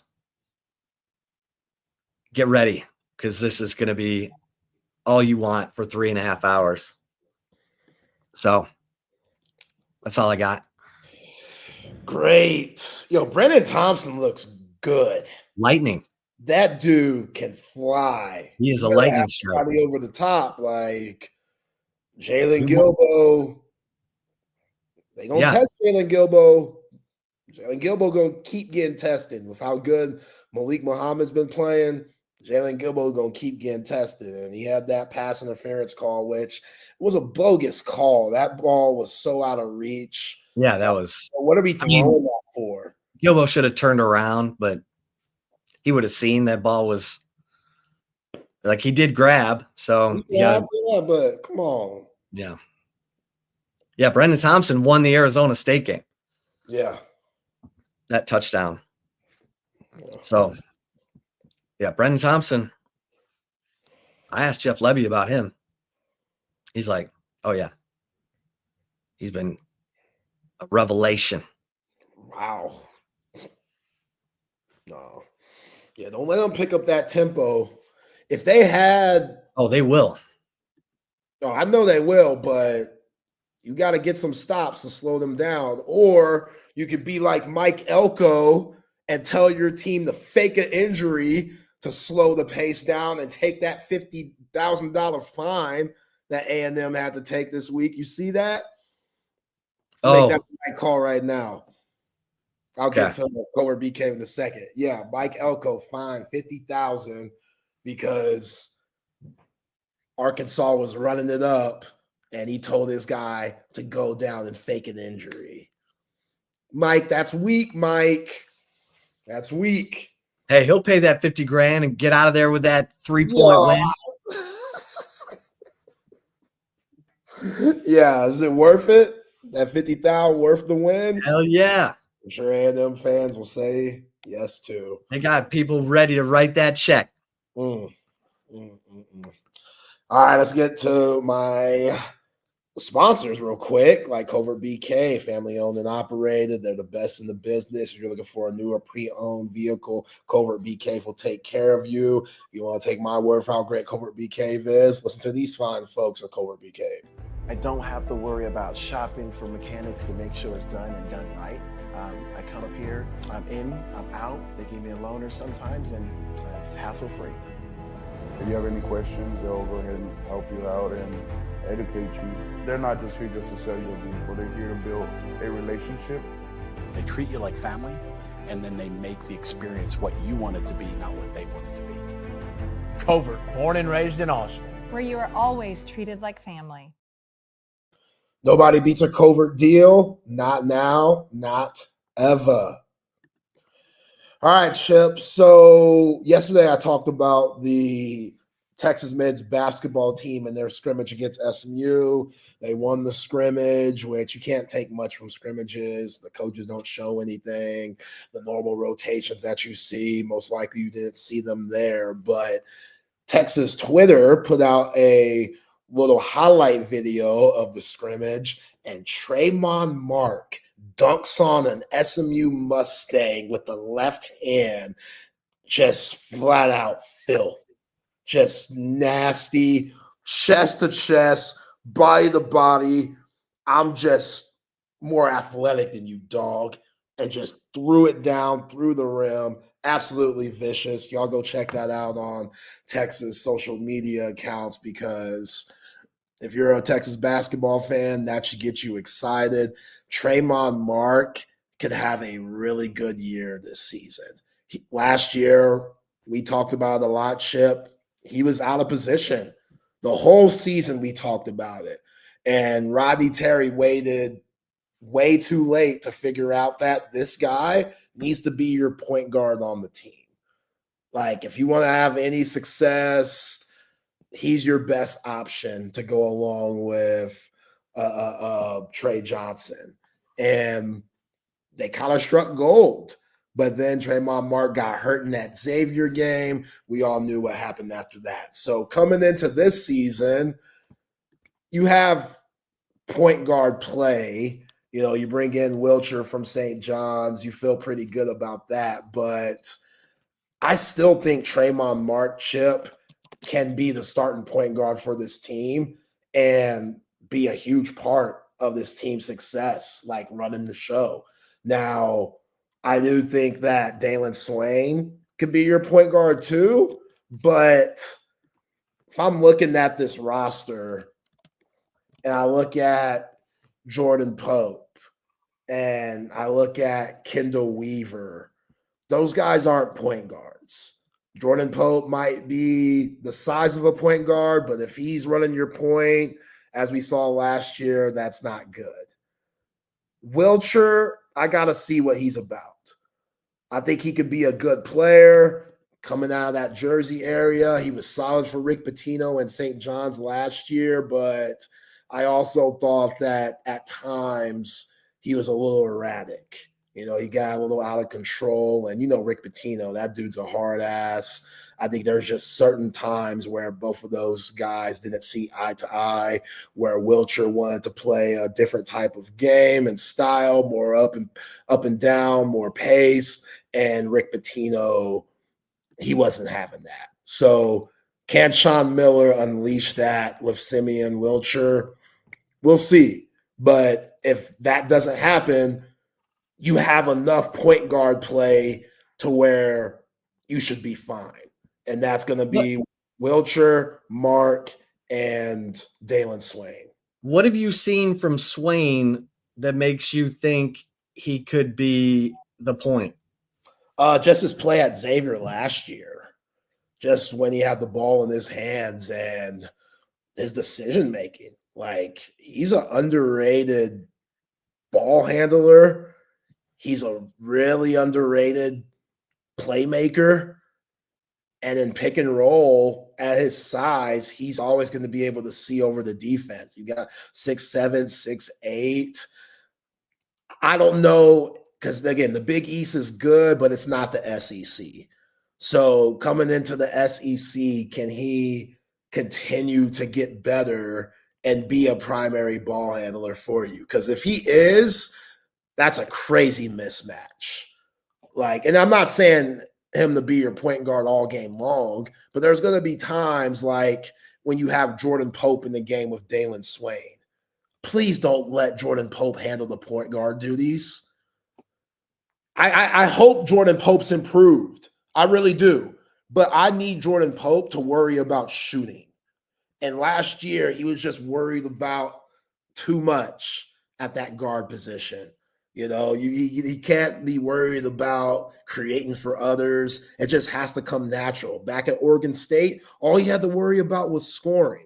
Came to Texas, they made him a point guard. That wasn't his role or his game. And the offense, it didn't give him any favors either.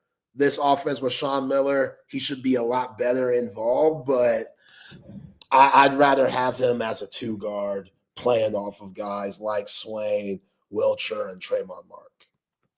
Okay. So, because I asked Sean Miller like about Swain's shooting range. He's not a 3-point shooter.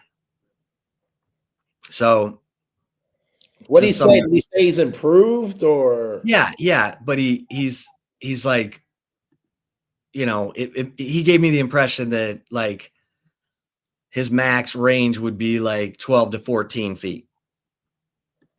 but he's been working all off season, so we'll see. Yeah. You know, PJ Tucker wasn't a good shooter when he was at Texas. He did all of his work from 6 feet and in, and then he became a 3-point shooter in the NBA. So you put your mind to something, you get better. Yeah. I think he could be a decent 3-point shooter this year. I do. I saw promise at Xavier. I don't know if he'll be asked to do that as much just because you got shooters. Right. Like, you got For sure. Heidi. You know, I think Right. They need him to crash the boards with big fella. What you talking about? Traore? Yeah. Lassina Traore. My African brother. We finally got him. Yeah. Zay's all fired up. Bumbawe. Texas found him an African brother down low. Finally, we found the brother. I need him coming in talking like this. Okay, we gotta hit on this. Cowboys rumored to be talking about trading for Max Crosby. Okay, what are you gonna give up? You just had an edge. You just had him. You just had Micah Parsons. You just had Micah Parsons, man.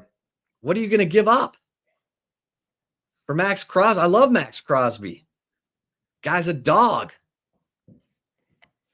But what are you gonna give up? 4 to 5 picks. I mean, you're going to use one of those number ones you just got for Micah? Yo, now you're going to have to. I mean, Max Crosby is an all-pro player. Now that CD Lamb's back, it's time to run it up. It's time to run it up. It's time to go on a run.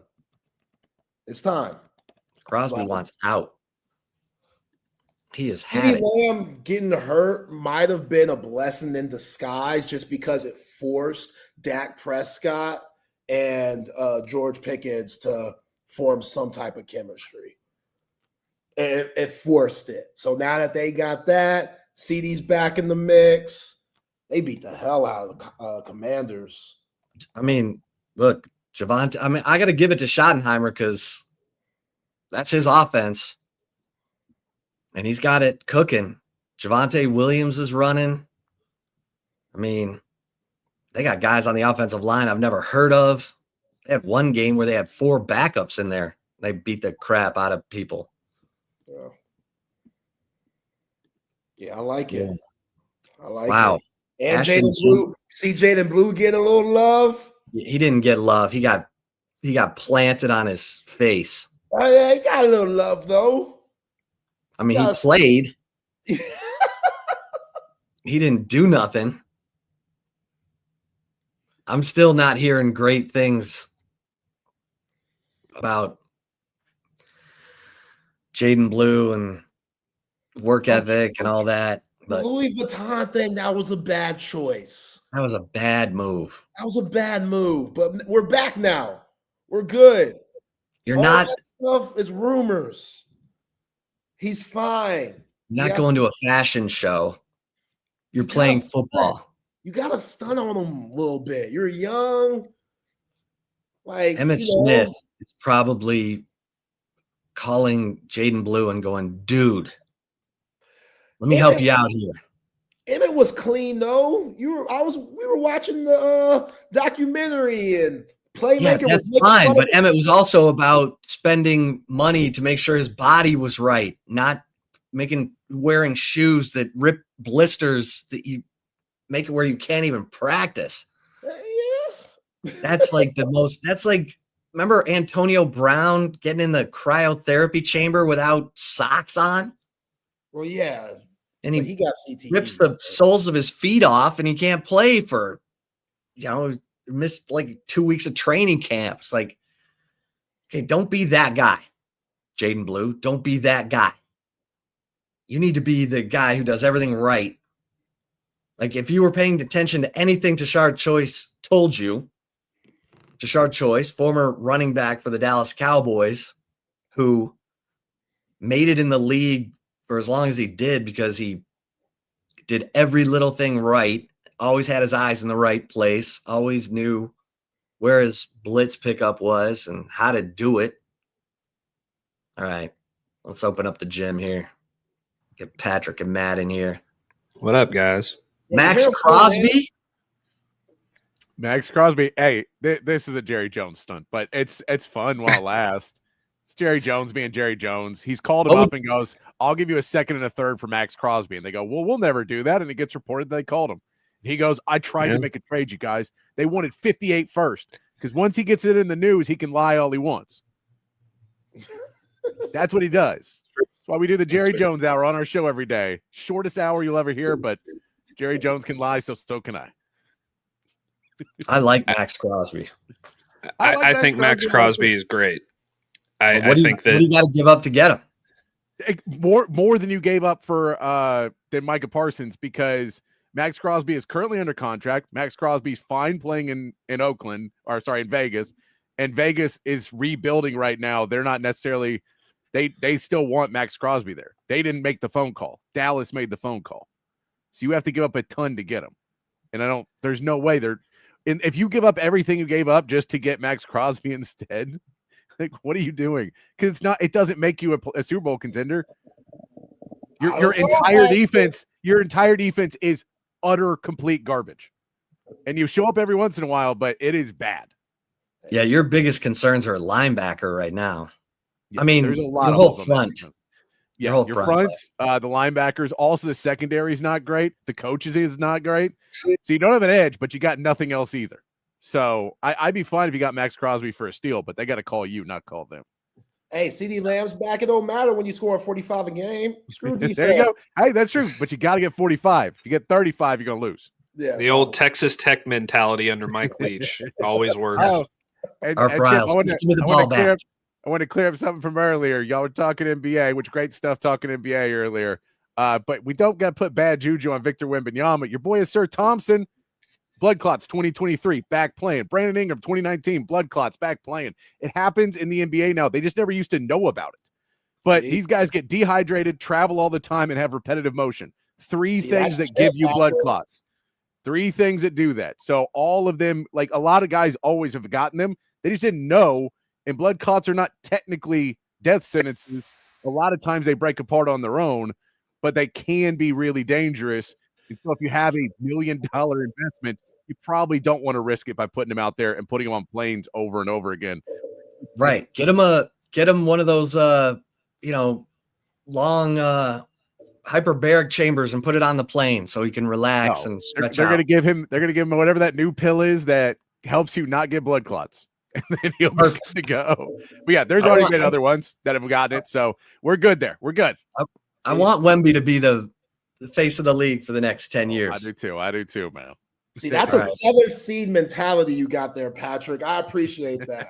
7th seed Spurs this year, 2026. There we go. Guys, man. Appreciate you guys. Later, guys.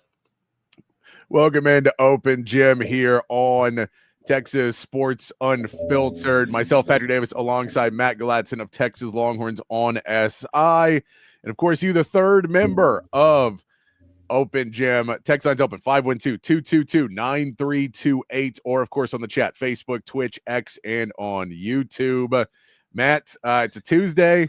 We've had another day to calm down. Things seem to be – I've seen more logic online in the last day or two. Seen some other things coming up that are maybe feeling a little bit better about things that we're still not – well, maybe not feeling better, but maybe not just baselessly throwing around accusations as much today. Yeah, it's been a good day. I got a new microphone. I hope it sounds better. I've seen some stability online in terms of some stuff, not all of it, but some stuff.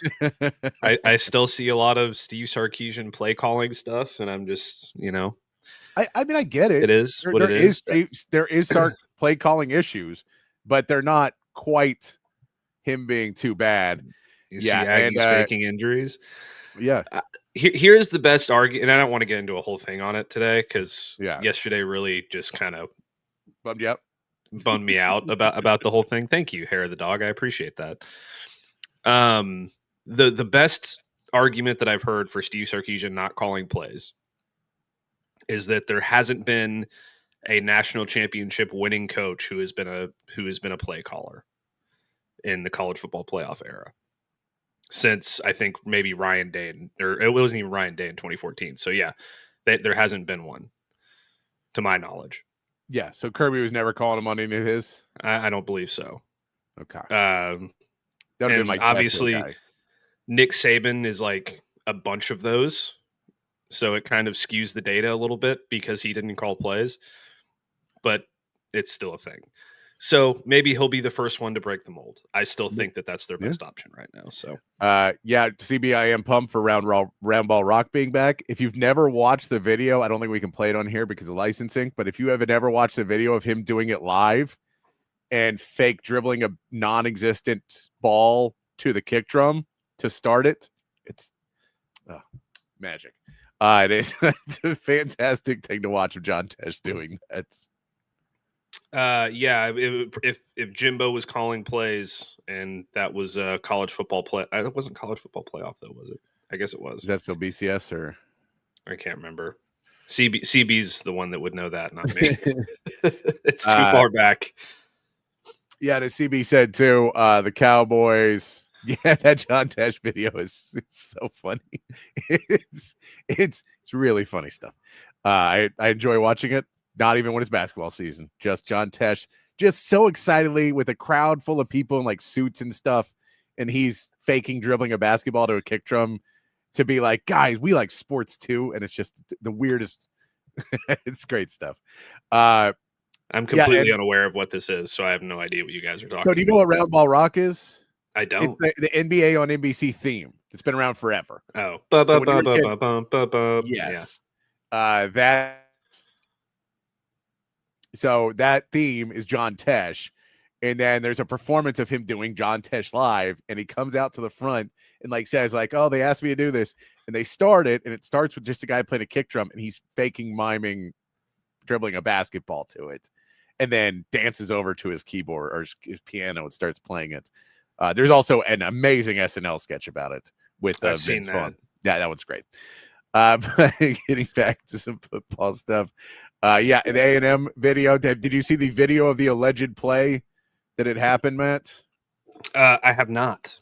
You can't really tell much in the video. You'd have to go back and look at the All-22 or something else to see if you see something more of the guy because they're not playing on him. They just cut back to the guy on the field at the end when it becomes a problem that he is back on the ground.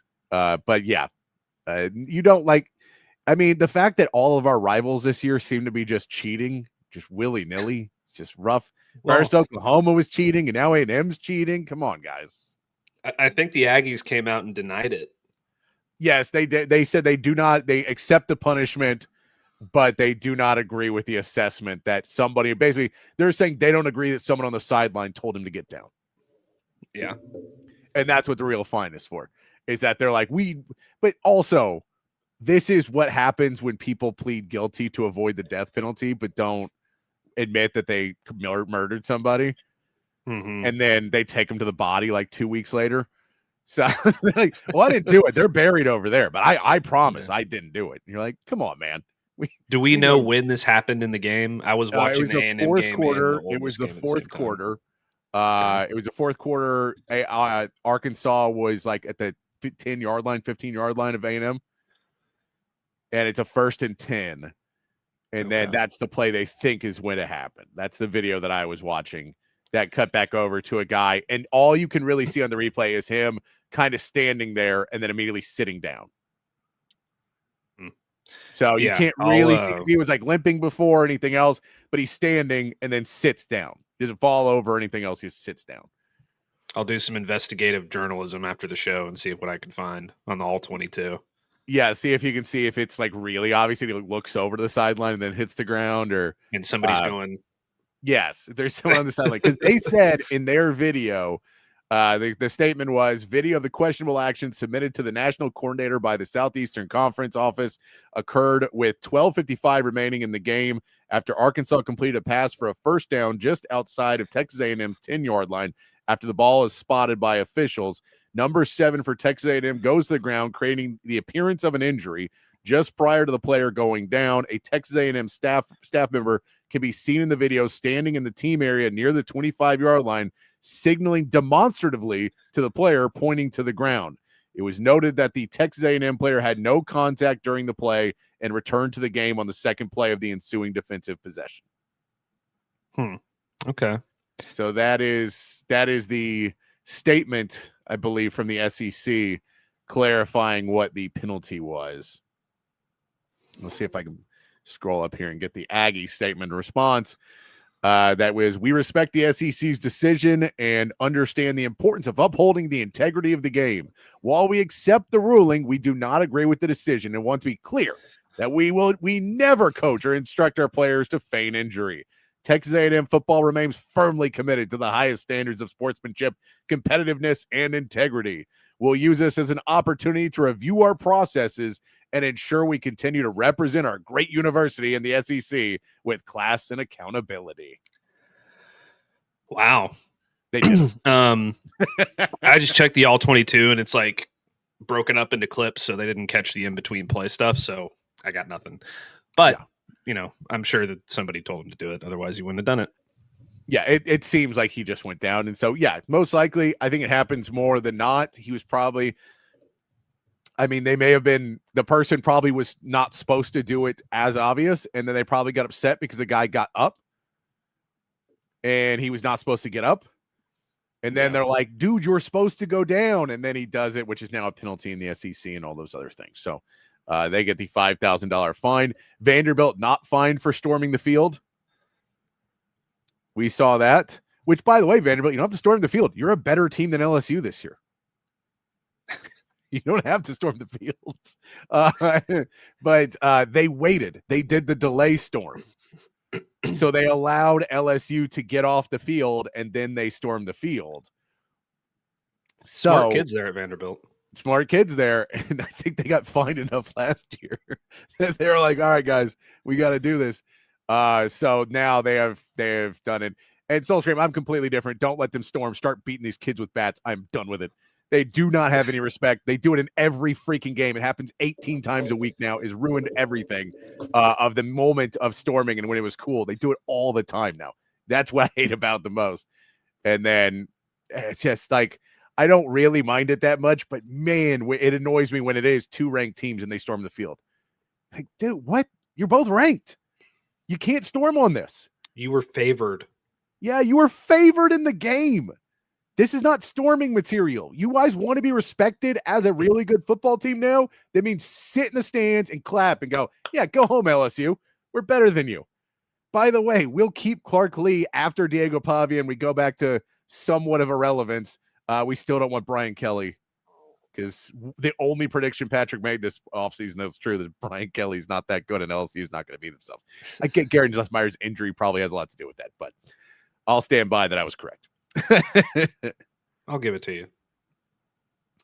Yeah. So a lot going on around college football, but I wanted to get back to some Texas football talk today, Matt. We'll get into our overreactions Tuesday in the 5 o'clock hour. If anybody has some overreactions that they would like to share or heard around college football or any overreactions that you want to throw in that you've had, to throw those on the text line, throw those in the chat. We'll try and get those in the 5 o'clock hour. But since we didn't get into any Sark audio yesterday, we may be ranting and raving a little bit too much. We still do have some Sark audio to pull up today, and some different pieces of what Sark could talk about, and from his press conference yesterday, and kind of gonna reviewing a little bit of what we went over yesterday and what we're trying to get as Texas moves forward. I think that, this is now we're getting into the acceptance part. What is it? DABDA? Do you know about DABDA, Matt? DABDA? DABDA is the 5 stages of grief. They say, like, after you lose somebody you care about or something like that, which are denial, anger, bargaining, depression, and acceptance. Really impressed I could pull that off the top of my head. But but that's DABDA. And so on Monday, it felt like we were much more in the anger. And then kind of now we're a little bit more in the bargaining, I think. of what this season is going to be, because now we're starting to have the conversation of like, how can we fix this? What can we do to get to where this season is still like we can still have that really good season? And that's where it's at. And it's starting to feel a little bit more, Matt, like that may or may not be the case this season, that there just may not be any way to get Arch in this offensive line where they need to be reading defenses before pre-snap by the end of the season. Because that, if you could just do that, a lot of your other issues could start to be solved a little bit easier. Because I think it would help Arch with some of his, just maybe taking long strides, maybe waiting that extra second, because he is just so nervous right now because he's getting hit over and over and over again, and things are not where they are. And when you misread a blitz, did you not misread a safety too? And how did you not misread something else? And so there's just some questions right now. But a lot of that stuff doesn't go into play calling and giving up play calling. It doesn't necessarily go where it doesn't go to, benching Arch necessarily to me. I think a lot of it just goes into, you have to understand that this is a process now week to week. And what you really like to see Texas try and do is grow and be better every week. And that's why last week was so frustrating, or Saturday was so frustrating, was because it was backwards. Yeah, it was very backwards. Typically by, the middle of October, you're hoping that you're starting to play your best football. Yeah. Which they clearly did not last week. I thought that they started to do that against Oklahoma in the second half. Yep. So I was excited to see that continue against Kentucky, because it seemed like they had really figured something out. I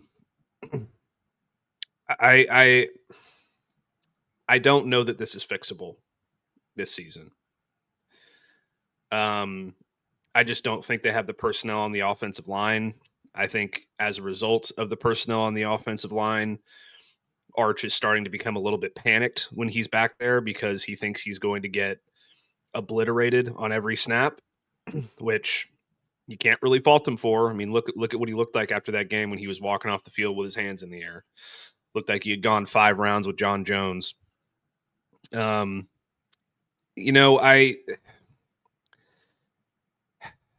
It's very frustrating, and I understand why people are feeling this way. I think that there's ways that you can mask it to a certain degree. I think it will be dependent on the matchup week to week and in the ways that you can mask it.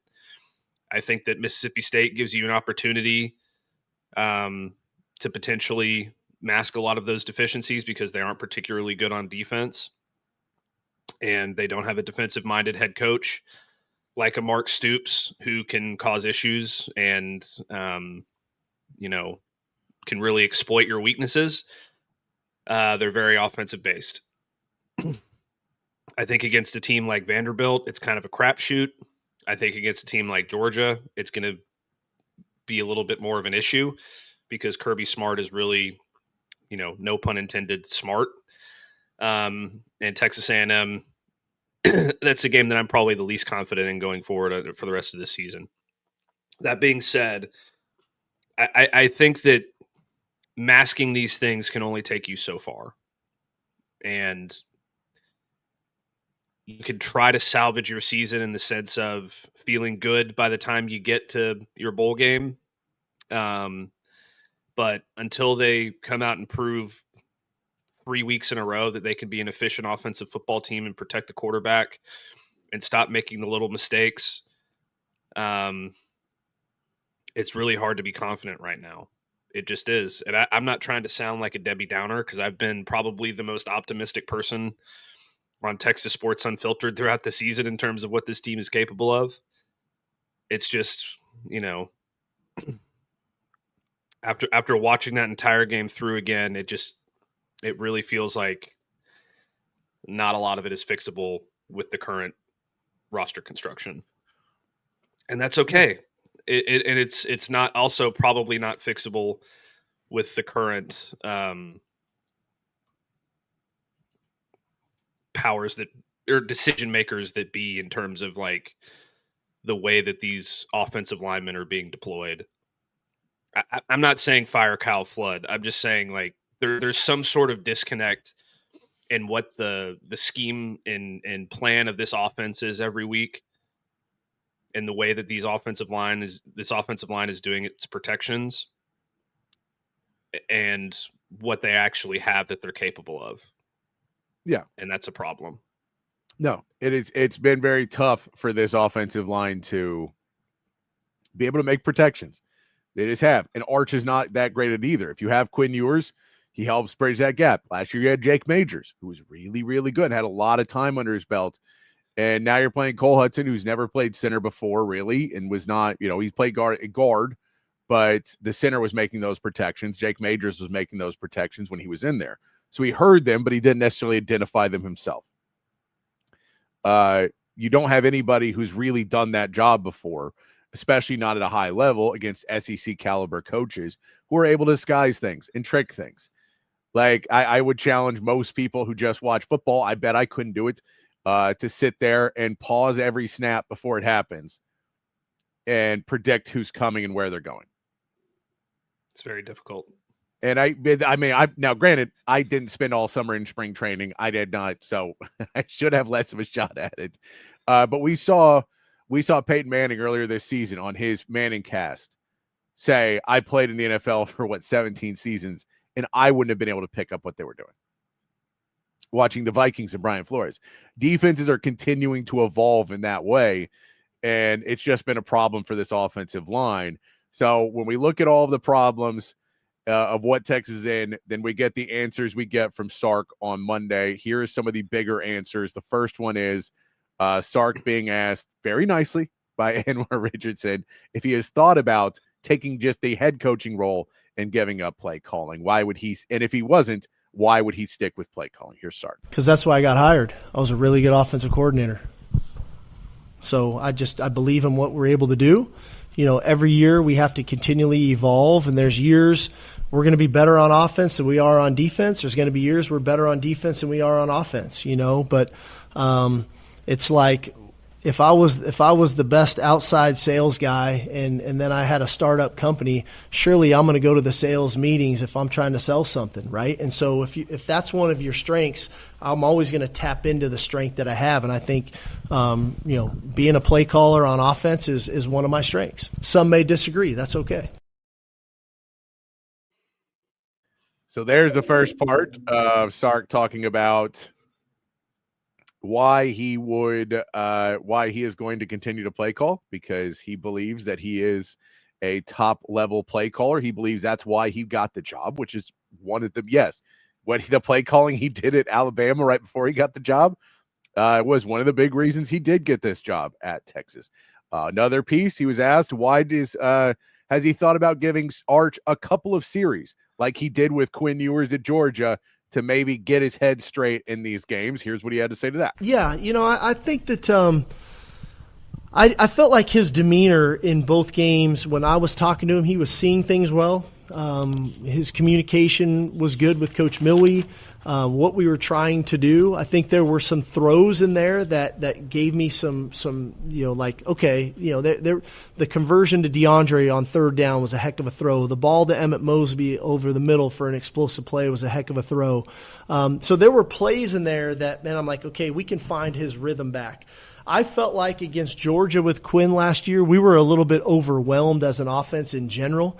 He had gotten hit with a pretty good sack fumble on a corner blitz that he didn't see coming. So at that point, I don't know if he was seeing great. And so sometimes taking a step back when you're not seeing things really well, that's a way to go. I didn't feel like there was anything happening Saturday night that Arch wasn't seeing.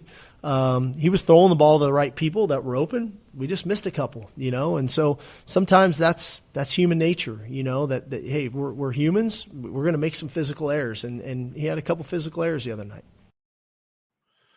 So there's Sark on the other big question of why don't you give Arch a little break and let him see the game differently and let him go. And both those answers were, that's where I was hired. And it's not that Arch is out there and not, being overwhelmed in the pre-snap necessarily. He's seeing what he's seeing, and he's seeing where the players are. He is just misdiagnosing where they're going to be going because they're showing disguises. and he doesn't know quite where those guys are going to be. He's also not he's not able to pick up what the offensive line is saying and get the protections correct to say, guys, you're missing out on this guy. All of that stuff it's really a lot of time and it's a lot of effort. You hope that they learn, the coaching staff, from this to be way more prepared in spring and everything else. But this is those are your two main answers, Matt. There's some, I get the question about Sark giving up play calling. I always laugh because people go, you got to ask him that question. I go, you do, because people want to hear it. Did any of us think the answer was going to be any different? Did any of us? We all thought that was the answer. And you go, why did you not give Arch? I think that's a little bit more insightful than him just saying, I don't think there was any need to do it. But both of those are kind of the expected answers. Yeah, I don't really know what else to say about the play calling question. It's a fair question. I thought it was a very good question. The way it was asked was extremely, it was extremely respectful to Sark and gave him an opportunity to answer in a way that would be non-combative and thoughtful. And that's one of the main reasons why he got the job. Sure. I don't think that, him handing over the play calling to AJ Milwee this week would make a difference in the way that they perform offensively. No. That's not the way that, or whoever else you might pick.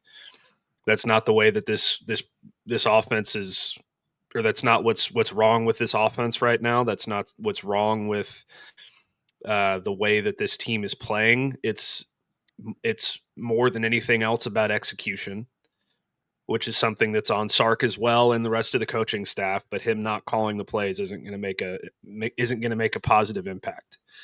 And I don't think it would make a positive impact going into the future either. The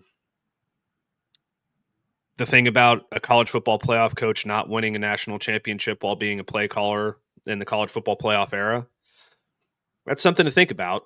So if that's really going to be, maybe he can buck the trend, like I said earlier in the show. I don't know. That is something to think about, though. In terms of Arch, and I said this yesterday too, there's so many reasons that benching Arch would be the wrong decision, even if it's just for a couple of plays. He's not making the wrong decisions on where to go with the football. He's not seeing defenders in places where they aren't, and not seeing defenders and players where they aren't, in places where they aren't. He's not making mistakes in terms of turning the ball over. He's not, doing all of the things that would go into benching a quarterback. Like when the Dolphins benched Tua the other day, he threw 3 picks. You bench a quarterback after throwing 3 picks, typically, because he's obviously flustered and he's seeing things the wrong way and he's not making the right decisions. Arch is making the right decisions. He's just missing he just missed some throws. I'd like to believe I don't like to believe. I know that it was more than a couple. I could count in my head off the top of my head, at least 5 or 6 that he just flat out missed. Yeah. Some of those were more difficult than others. Like the one with the free rusher coming up the middle. You got to time that right. There's guys screaming down at your face. It's really hard to stand in there and make that throw when you know you're about to get your head knocked off. The other things about that too, like you're not only stunting, I think, his development by making a change and hurting his confidence by making a change, even if it's just for a couple of plays, but you're robbing yourself of the opportunity of him gaining that confidence back by making a big play. And it all boils down to what we talked about yesterday, where the only reason you really bench a quarterback, even if it's just for a couple of plays, is if he's the main problem and everybody else is executing at a high level. Nobody on the offense was executing at a high level Saturday. Sorry. The offensive line all the way across, with the exception of DJ Campbell, was executing at about 40% of their capabilities and their talent level. The wide receivers were not executing properly. The tight ends were not executing properly. I mean, you could go back and watch every single player on that offense. I mean, pick a random one. Nick Townsend. Let's go with Nick Townsend. He tried to come back across on a block, and instead of squaring up and blocking his guy, he tried to lower his shoulder and just do a contact block, and the guy blew right by him and blew up the play. Yeah, that's happening across the board with this offense. So it's and it's happening to such an extent that it is affecting the quarterback play. And that's not to say that Arch didn't have his fair share of mistakes. Obviously he did. He missed on plenty of throws that should have been very easy throws. The one to Jack Endries that he missed high was probably the easiest look that he got all night, and he threw it high because he felt rushed and he was a little panicked because he had been getting hit all night. And those are things that he needs to work out. But in order for him to work those things out, the other players around him have to start playing better. And this is going to be a good learning experience for him, and I think he's going to grow from it. It's just a matter of, if this happens too much for the rest of the season, I'm worried it could become a potentially, difficult thing to get over, which would be another issue. But for right now, Arch is the answer at quarterback, and there is no other answer, and it's not even close. No, I'm with you. I think that, I love the fact that we have that many optimists out there that believe we put in Matthew Caldwell and things magically are okay in those moments. But you're like, what do you do when you go, hey, Arch, you're not seeing things where, for whatever reason, we're going to bench you for 2 series, and Caldwell comes in and takes 2 sacks and throws a pick. And you go, oh, man, it's our O-line. It's the problem. And Caldwell we threw him to the wolves. And then, Arch, go back out in there. What'd you see? And he goes, well, I didn't see anything, and I'm not any better. I just feel kind of bad that you took me out of the game. So I think that there's that possibility. I think there's possibility you just go 3 and out, or there are plenty of other things that could happen in those. Sark was also asked on Monday, can you fix this season?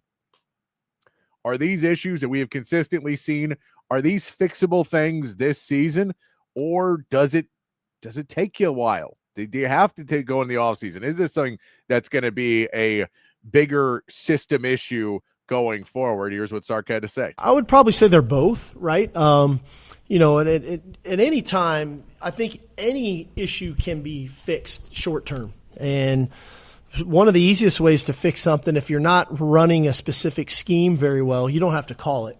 Right. And we can gravitate more to things that we do well, whether it's the run game, the pass game, the screen game, whatever that is.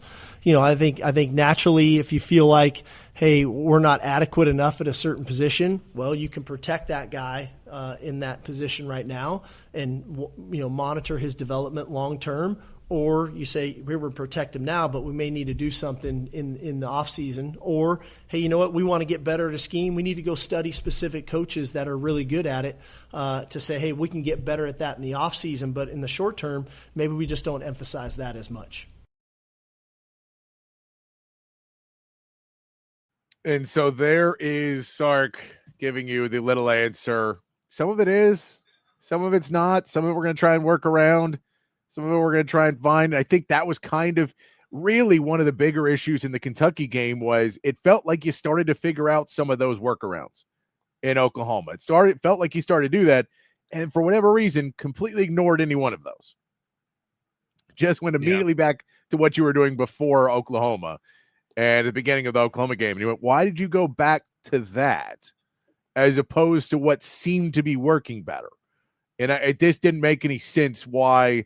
If you seem to have one of the things you realize, well, we can't fix that overnight. How do we go? How did the next week of practice did you get the confidence to go back out there and do it? I don't know what that answer is. I couldn't tell you what that answer is either. Maybe he saw something in Kentucky that he thought he could exploit, and Kentucky fixed that issue.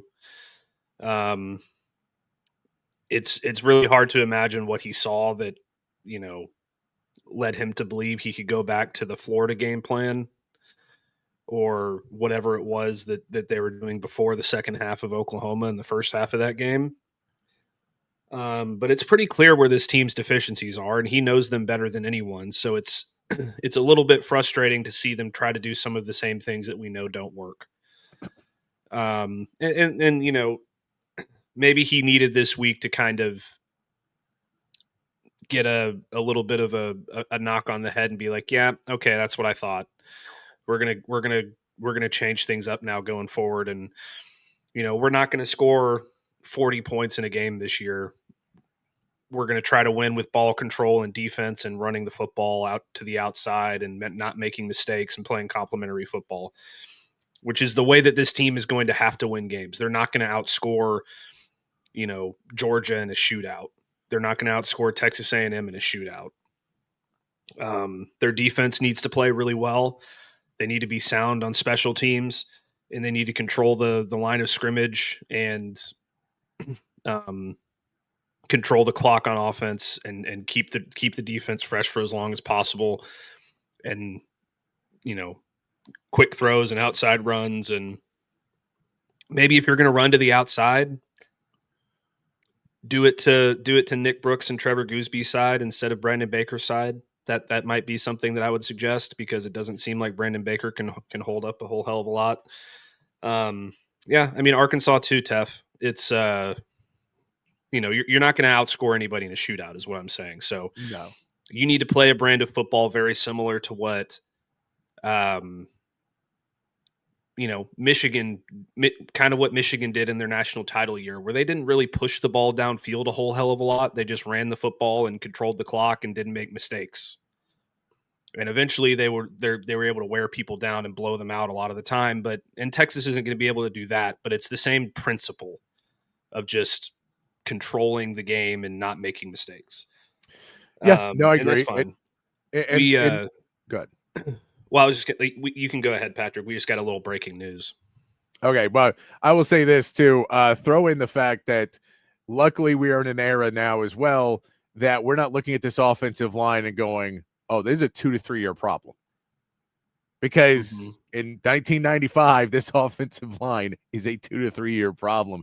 Man, we got to start getting into this stuff in there. And CB, I'll say this with NATO. I get it. I don't think he has ever played well enough in real life. I think if he was just really good, but maybe there was some attitude issue, he may get some playing time at some point. I think he may be worse in protections than other guys are doing. I get it's weird for him not to get in there, but there has to be something more major of why he's not playing, because there's clearly no good reason for him not to get in somewhere or be on there. And he's still on the traveling team.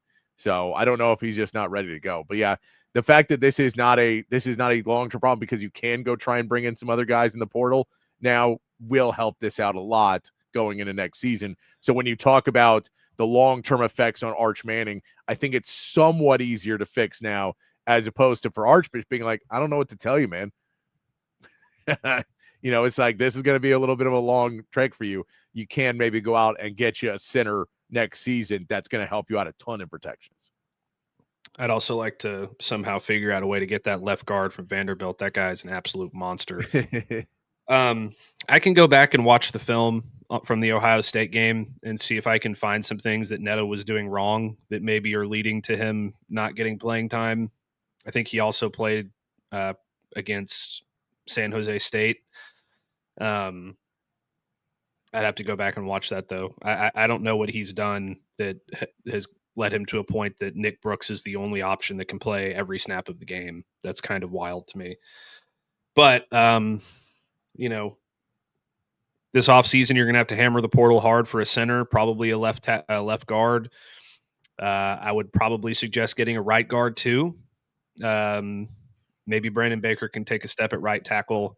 I wonder if Andre Kojo will get a look when he back. But, the breaking news, Michael Taff had thumb surgery on Monday.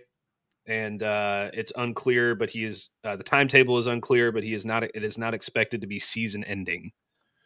So it sounds like they'll be without him for a couple weeks.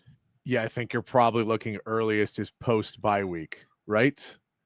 Even that Georgia might be too soon. So Georgia would probably be the earliest, but you're probably looking closer to after. Well, depending on the nature of the surgery, which, I don't know what it is yet. If it's similar to John Mateer, he could be back in 17 days. It could. And the other good part for Michael Taff is he does not have to grip a football. Yeah. So we'll see. He can put the club on it a little bit more. It would appear that he would not be available for this weekend's game against Mississippi State based on. No, I would assume not Mississippi State or Vanderbilt. Right. I would assume Which, if he's going to miss 2 games, probably probably these 2 games are going to be the ones that you'd want him to miss because Mississippi State's a running team for the most part.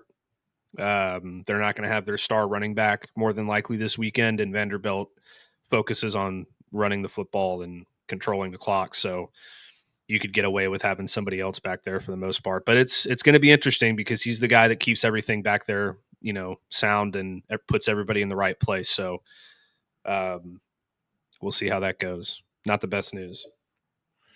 No, not the best news in the world. I thought you were going to say that Mingo, he's elevated back to practicing on the Cowboys. Huge news. No, he's probably still not going to play even if he's on the active roster. I thought that was huge news, Matt. You don't want to break that one. Yes, in Souls, I agree with you, man. That is he couldn't pick up the football with 2 good thumbs. So he put the club on him, man. Maybe he'll be able to bat it back and bounce. And but yeah, the fumble recovery. I think Nash from Nash Talks Texas posted something about that earlier today about the Texas fumble recoveries and just how awfully bad they've been at fumble recoveries this year. It's like there's muff punts and all these other things. They just cannot seem to get on the football this season. Just one of those things. When things are going wrong for you, they continue to go more and more wrong. And that has been the case for Texas football. I was going to play you a couple more clips here from from Monday's morning press conference. One more of a topic of how you may be trying to address this, but it's not also been. Arch has not been perfect at this world either, but the RPO is something you do for sometimes mobile quarterbacks when you don't have a lot of time. You basically go, it's you either hand the ball off, you throw the ball to this one wide receiver, or you run. So your 3 options. We're going to give you 3 things, and you should be able to diagnose where certain people are in the play, what you do pre-snap. You make your decision, you go with it, and we just run a simpler type of thing, especially maybe on first or second downs for Arch to try and keep you on schedule. And if you get a big play out of that or something out of it, you get less explosive plays probably out of RPO than you would trying to run something more complicated or something to get screens. But you can, advance your RPO game or not. But here's what Sark had to say about Arch reading the RPO and using it in game. 2 weeks. Yeah, no, I think it's been pretty good. We didn't have, again, we're trying to emphasize our ability to run the ball when our inability to run it there a few weeks back was that. And so sometimes to do that, you have to call a few more direct runs. And I think where we've evolved, maybe there's not quite as many RPOs, but we're reading more people and he's having the ability to pull the ball. So you have to find that balance of, maybe with Quinn in the past, that was a RPO read. With Arch, maybe that's a zone read option. And so, you can only do so much. We only have so many plays in a game. I felt like, we had some opportunities the other night to throw some RPO type plays. I didn't think we got great separation. And so we've got to be better at that on the perimeter. But we need it. That part of our offense still needs to be there. People need to defend that. And so, again, I've said it since the day I got here, the more things we can do really well, the tougher we are to defend. But at some point as a coach, you got to look at, okay, what are we good at? All right, and where's our strengths for our players' purposes to have success? And so, part of that is Arch he can use his legs, and it's been effective for us all year. And so I don't want to discount that aspect of it either. So there's Sark saying he's done all right with it, and with Arch maybe it's a different read and you push there. It does not feel like Sark wants to go to the RPO too often in his game plan, and maybe not his idea of what will fix this offense. No, I look. You got to continue to run the things that you're built to run, and I know that they like to run RPOs, but it's not something that their entire system is based on, I don't think. would it be a strength of Arch if they did that a lot? Yeah, but then you kind of become predictable and you can only do certain things because RPOs are very bang bang plays. It's not like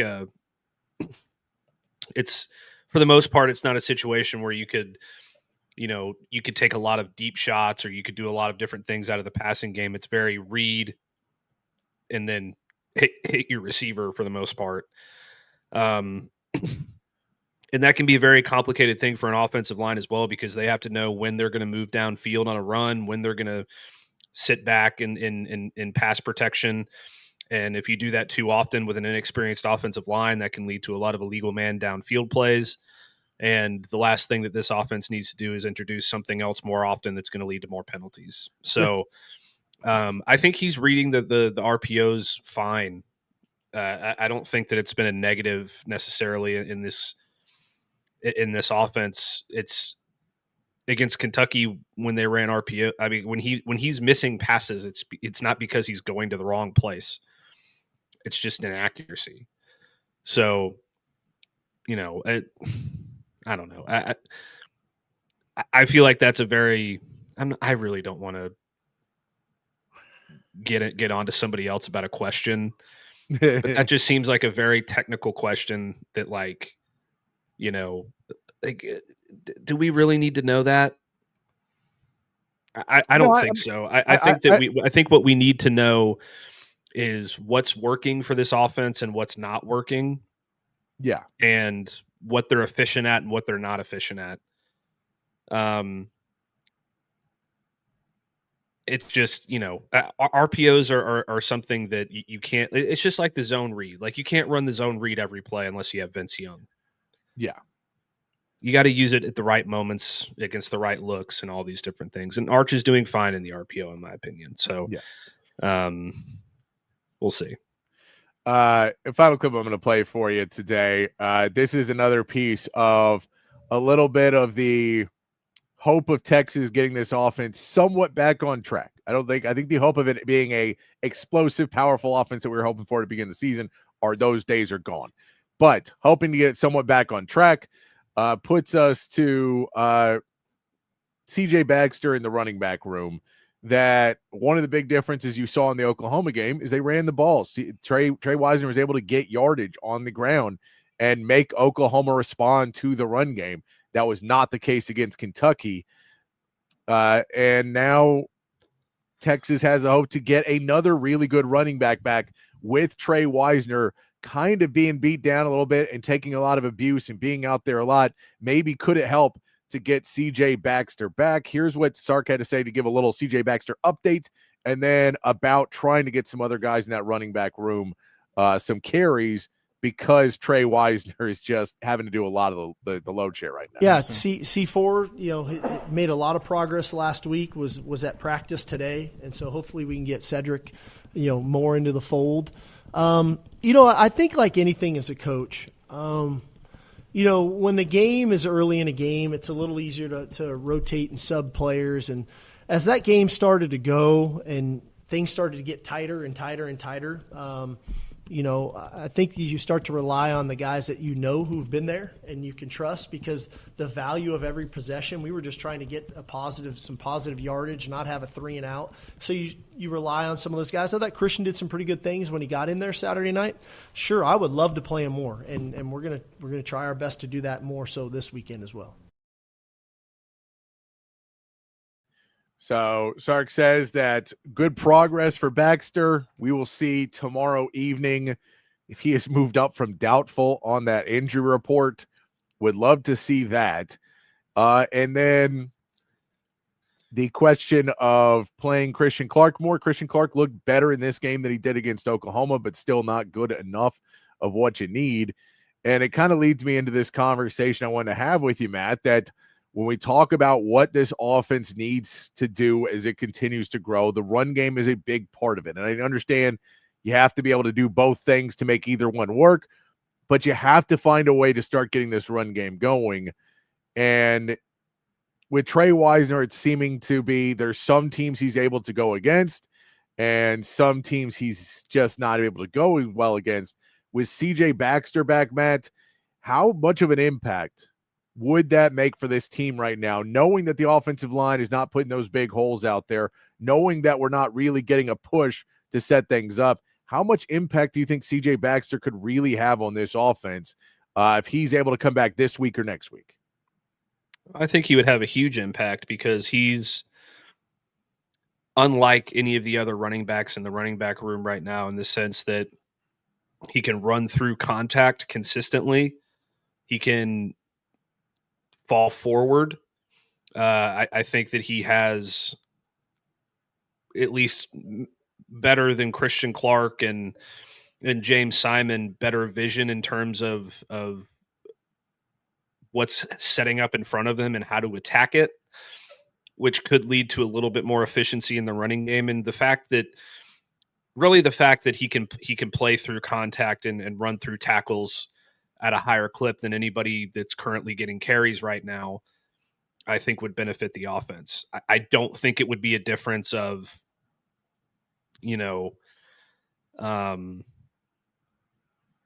prime Ezekiel Elliott versus Malik Davis or something with the Cowboys.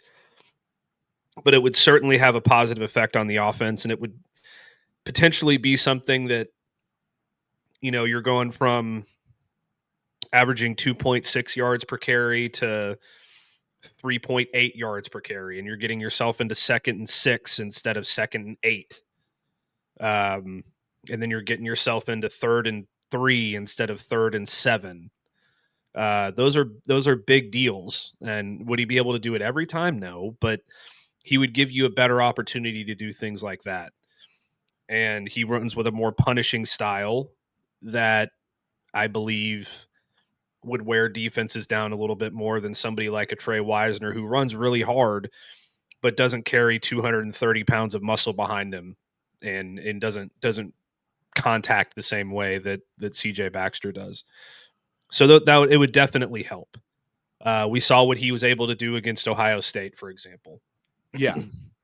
He was very good against Ohio State when the carries that he got. And that's a really hard defense to run against. So yeah, it would help. What was the other part of that question? How much, I basically just how much can that impact what you do as an offense? Because in reality, you're trying to look for any hope. And the offensive line, that's who you've got. I mean, now you're just hoping Cole Hudson doesn't take 6 weeks off, because as bad as he has been, he looks like he was at least identifying pressures better than Connor Robertson was. And identifying and being able to pick protections better. So if you go, we need Cole Hudson back, that's a little bit, maybe he could help you out a little bit more on that offensive line. But outside of that, I mean, what else are you looking for? We talk about Ryan Wingo hasn't been able to get involved in this offense really. And part of that is that he's a guy that you'd like to be able to find downfield a little bit more. And all of those passes have been gone. And partially because his I don't know if he just never worked on his blocking enough because he felt he didn't have to be a blocker. But now in that part of his game, he's lacking as well. And so he's just not making the impact in any real form or fashion for Texas that you were hoping he would make. Him and Arch's timing, for whatever reason, is extremely off. And he seems to miss more passes to Wingo than anybody else in there. And, and you would ask it's a bad offensive line causing his mechanics not to be good. Somewhat, because it's in his head. And we've also seen that Arch Manning, as much as Sark will preach all day long you got to live play by play and you can't let other things affect you. And Quinn Ewers is really good at that. Arch seems to still struggle with that. That when Arch starts to mess things up, he doesn't immediately just go into next play, get back into it. He seems to maybe let that dwell a little bit more, maybe a little bit more on the road. He lets that dwell, maybe a little bit more when he doesn't have all of his players with him that are more of his help circle in there. Maybe he lets that dwell a little bit more. And that one pass where he gets sacked, he didn't get the ball out fast enough, or where he missed a read that we don't even see it. He just knows he missed it. That next play, he's trying to be a little bit different, and it's throwing him off on that next play. And those are difficult passes. That's a difficult thing that you just have to keep trying to get over. I think at home, that'll be a lot easier because the crowd is not screaming at you as well. You're not dealing with having to scream to your teammates as much in the huddle and those things. So I think being on the road for 4 straight weeks is not necessarily helping any of this. But we saw him in the Cotton Bowl where he did have some of his own fans, and it's a really loud place, but it's a different kind of atmosphere. I think he was able to rebound a little bit quicker. That's something he's just going to have to continue to work on as it continues to go. But that is partially the offensive line, because when you take a sack or you're constantly running or you're constantly not being in the right spot, you let that bother you the next play, and he's got to get over that. But I'll let you answer that, Matt, too. And then back to CJ Baxter, is it something where you feel this offense could get back to some form of normalcy with him returning, or is it just, it's a band-aid on a gushing wound at this point? Well, it's certainly not a band-aid on a bullet hole yet. Yeah. I think that I'll start with CJ Baxter. In terms of Baxter, I do think it would help it get to a situation where it's a little bit more normal, in the sense that, like, right now you're running with one guy that you can truly rely on, who's a little bit hobbled in Trey Wisner. So if you add another back to that scenario who can run with power and stay and fall forward and run through tackles, and that's going to help keep your offense a little bit more on schedule. That's going to open up things a little bit more in terms of what you're able to do in the passing game.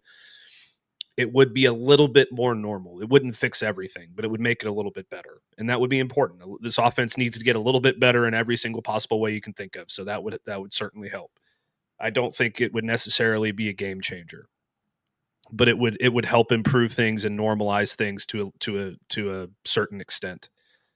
In terms of Arch, I'm really glad you asked this question, CB, because a stat just popped across my timeline on Twitter that is extremely alarming to me. So when you ask, is the offensive line causing his mechanics not to be good? I think the answer is complicated, but like Patrick said, yes, to an extent it is. If you're constantly in fear of getting your head knocked off, you're gonna be a little bit quicker on your feet. You're gonna be a little bit more rattled and panicked, and try to force things maybe a little bit too soon, or overstride, or something is going to be thrown off because you're so concerned with a 330-pound defensive tackle hitting you in the face that you're not able to go through your mechanical progressions and make a throw the proper way. This is an alarming stat, Patrick, by the way.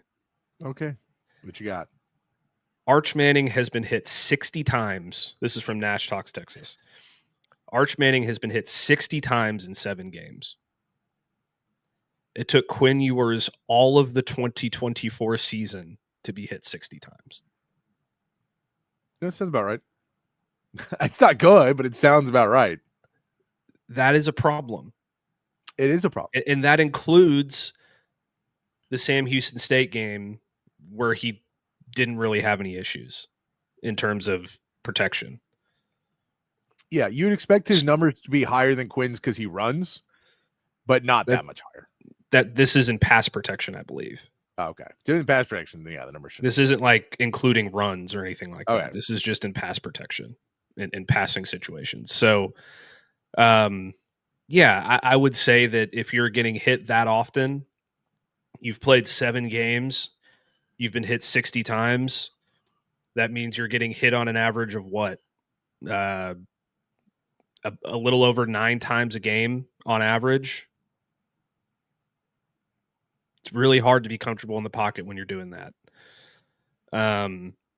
So I think it's absolutely affecting the way that he's throwing the football. And I think that that's why when he's on the run and he's moving to, like, when he's moving to his right or he's moving to his left and kind of improvising a little bit and keeping his eyes downfield where he knows he's not really in danger of taking a big hit, you see him be more accurate with the football and more confident with the football. Part of that's because he's turning his brain off when he's on the move a little bit more, and he's just looking for an open guy and ripping the ball. And when he's in the pocket, he's sitting there going through progressions and trying to pay more attention to his mechanics and all those different kinds of things. But he also just knows that he's not going to get sandwiched by 3 defensive linemen. So that I think that it plays a big role in it. Tef, how many games has Arch played in? Can't understand him just missing these layup passes. I mean, he's 7 starts into his first season as the starter. He had 2 spot starts last year. He's started 9 games. Well, how many night games? Oh, night games? Oh, I thought night games. I think on the road he has played 1 night game.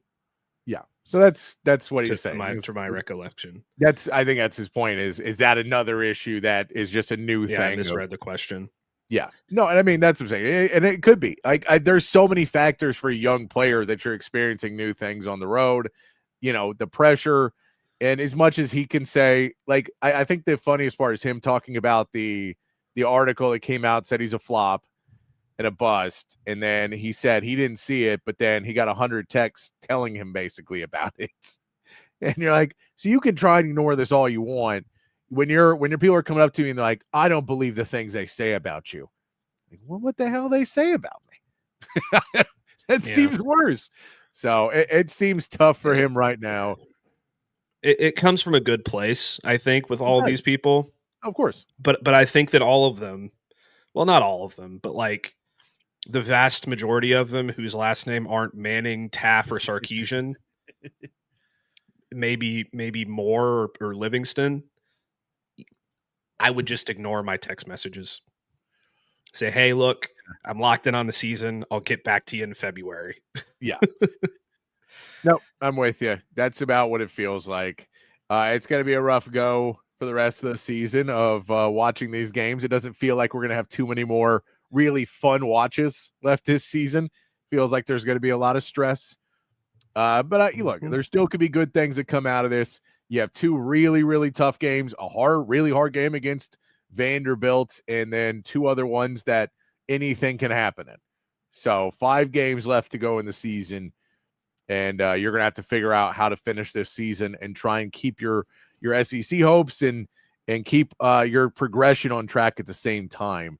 Those are 2 things that you're kind of trying to do at the same point of getting guys ready again for next season and, you know, getting the experience while also trying to stay in the hunt for Texas right now. Why don't we take our first break, Matt? We'll come back. I want to get into some overreactions. If anybody on the chat or the text line has any overreactions over the weekend that they want to give Matt or myself to see if they are overreactions or reality, we'll be doing that after the break. I've got some NCAA football ones. I have some NFL football ones for you as well. And we'll see where we can go with them. We come back here on Open Gym on Texas Sports Unfiltered. Now, stepping up to the plate is a household name, weighing in at roughly 115 pounds with a wingspan of 98 inches. It's Samsung. Kid, I know it's baseball season, but this isn't what I meant when I said to incorporate sports into the company commercial. Sorry, old man. I just want everyone to know that audiovisual consultations can make your home feel like a stadium. That's true. Audiovisual provides stadium surround sound, huge screen video, controlled lighting, and even temperature control. On our roster, every customer is an MVP. Sounds like audiovisual knows how to score a home run with our customers. All right, kid, that's enough with the baseball puns. But I'm trying to tell everyone that audiovisual is a real catch. You'll glove our services. Kid? There's nothing coming out of left field when you give us a call. We won't break your balls. Kid, we only have a minute. Pitch, please. I don't need your attitude right now. Rest assured, listeners, audiovisual is much better at installing and designing custom home theaters than we are at making jokes. Just check our stats. Give us a call at 512-255-8678 or visit us online at avconsultations.com. You see covert everywhere. That personal level of just feeling like it's a personal family interaction. The customer service, it's impeccable. It's unlike anything I've ever experienced buying a car. Over the 30 years that I've been buying cars from them, I feel like I know them and they know me. Covert's done an amazing job of making me feel valued. If you purchase a vehicle and you want to feel like you're part of a family, join the Covert family. Come and experience it for yourself. Covert, born and raised in Austin. BK here for OLIPOP. Man, this stuff is the game changer of all game changers. Their slogan is a new kind of soda, and that's exactly what it is. You get that same great soda taste, but OLIPOP is actually good for you. Inside of every can, a blend of 7 unique botanicals, plant fibers, and prebiotics. You're getting 9 grams of fiber in every can, only 2 to 5 grams of sugar, and man, the flavor is absolutely there. Classic soda flavors like cola, root beer, lemon lime, and Dr. Goodwin. That's their version of a Dr. Pepper, and some other great flavors as well. The grape, the cream soda, the cherry cola. It's all fantastic. I'm telling y'all, OLIPOP tastes just like the soda you grew up sipping, but with the added benefits of microbiome and digestive health support as well. Pick up OLIPOP at H-E-B, Target, Walmart, Whole Foods, and Costco all throughout the Austin area and the state of Texas. And head over to drinkolipop.com. Use the promo code TEXAS20 for a discount on your first purchase. It's OLIPOP, a new kind of soda. Back here on Open Gym on Texas Sports Unfiltered. Here, hour 2. Myself, Patrick Davis, alongside Matt Galatzan of Texas Longhorns on SI. And, of course, you, the third member of Open Gym. Text lines open 512-222-9328. And, of course, over there on X, Facebook, Twitch, and on YouTube on the chat right there. Love to hear you and what you got in your overreactions as we get to here every Tuesday. I collect some of the overreactions I have read and heard over the last couple of days after the games and ask Matt, and we will decide if they are overreactions that make sense and are realistic, or if they are just pure overreactive, speculative nonsense given by somebody who is just too upset to deal in the moment. Matt, let's start in some college football. This is one that I've started to see around a little bit more. Penn State is going to have a really tough time finding a coach. Penn State, of course, fired James Franklin. Then Kurt Cignetti's name came up. He gets an extension. Then we go, well, Matt Rule played linebacker for them. He's going to be there. Well, he just lost another game. Is that who you want to bring in? A guy who is not winning in Nebraska? Then they go, well, maybe they'll get Manny Diaz from Duke. Well, guess who lost this weekend? Manny Diaz from Duke. So a lot of these guys that maybe were on the portal where they were good names and they were going to be a hire, but they got to keep winning so that Penn State's excited to go get them and not be, 8-win guys that you're trying to go out and pick up from another program. Those guys are starting to lose some games. So now the doors, who are you going to be able to go out and get? I'm going to talk with you tomorrow some about some of the better jobs and the jobs that may be available and why it could be difficult for Penn State to find the guy they want. But do you think Penn State's going to have a really tough time finding a coach, or there's enough good coaches out there, Penn State should be fine? I think they're going to have a problem finding the coach that they want, not necessarily finding a coach. I think they probably really wanted Cignetti, and Indiana obviously took that away quick, fast, and in a hurry. I don't think Matt Rule was ever going to be a legitimate answer, because I just don't think he's at a position right now at Nebraska where he justifies getting an upgraded job. And I don't think that would do a whole lot to, excite donors in the fan base. I think the best candidate for the job out there right now is probably Mike Elko, but he's not going to take it because he would be foolish to leave College Station for Happy Valley. So yeah, I mean, I think it's probably going to end up being an underwhelming hire unless they pull something out somewhere else. I can't really think off the top of my head what that would be, but it seems like a situation where maybe you should have waited till the end of the year till you saw what was potentially out there before making a bad decision. I'm not saying firing James Franklin was the wrong decision, but firing him at this point in the season was probably the wrong decision before you knew who your guy was going to be.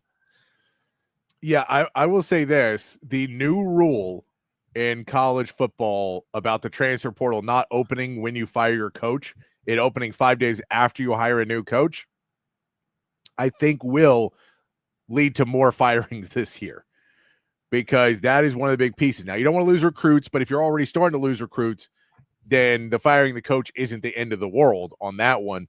but you are really worried about losing a lot of transfers before you can get somebody new in. So this new rule that has apparently been passed to allow teams to get out of there now opens up possibly some more SEC jobs, possibly other Big Ten jobs. And now that leaves a bunch of jobs open.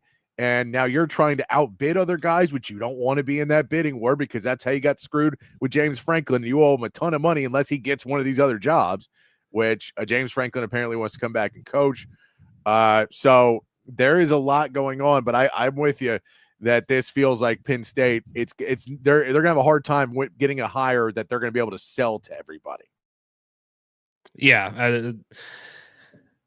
Maybe you could hire like an up-and-coming coordinator, and it would be an exciting move like a Brian Hartline, but that comes with a certain level of risk that I don't know if Penn State's prepared to take, because I think that they want to find their Kirby Smart to Mark Richt, like I said before. So we'll see. I don't know that there's a natural fit for that position outside of Mike Elko, and I don't think he's leaving College Station. All right, our next one, Matt, with the Miami loss, with the Duke loss, right now, Georgia Tech will win the ACC. I still think Miami's going to win it, but I think Georgia Tech's going to make it tough on them. I think they'll probably play in the ACC championship, and Miami will win. But yeah, right now you have 3 undefeated teams in ACC play. Those are Georgia Tech, Virginia, and SMU. Virginia's got a loss outside. SMU has 2 losses outside of it, but just in conference play, your 3 undefeated teams are Georgia Tech, Virginia, and SMU. Yeah, I still think Miami ends up getting there. I don't know what the ACC schedule looks like. I don't know how many of these teams play against each other, but it'll eventually even itself out. I don't think Miami's going to lose another game. I don't know how they lost to Louisville outside of the 4 interceptions, and Carson Beck trying to blame the 4th interception on another player when he had thrown 3 other ones. Like what are you doing there, man? I mean, it was Bert Auburn's fault, though. It's Miami will be okay. They're still a really, really good football team, I think. And this is why I hate Friday night games. Like, what are we doing? Friday night games. Oh, it was great to watch them lose on a Friday night.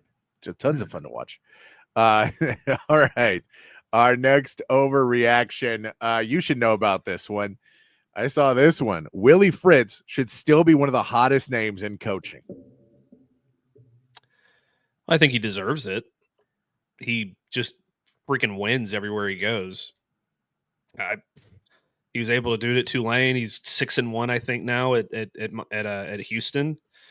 I don't know that he's ever going to find himself in a position to get like a major Power 4 job, like a Penn State or a Florida or something like that, or Arkansas. But he's a really good coach, and he's able to get guys to play really, really hard for him. And if you watch Houston play, it's not the most exciting brand of football in the entire world, and there's some issues on that team, but they play really, really freaking hard, and they play really efficiently. So, yeah, I mean, he deserves his flowers, but he's not going to be a home run hire by a blue blood program or anything like that. All right. How about this one, Matt? The Aggies will win their first SEC title this year. I don't think it's an overreaction. I think it's certainly a possibility. I think they're going to play for it.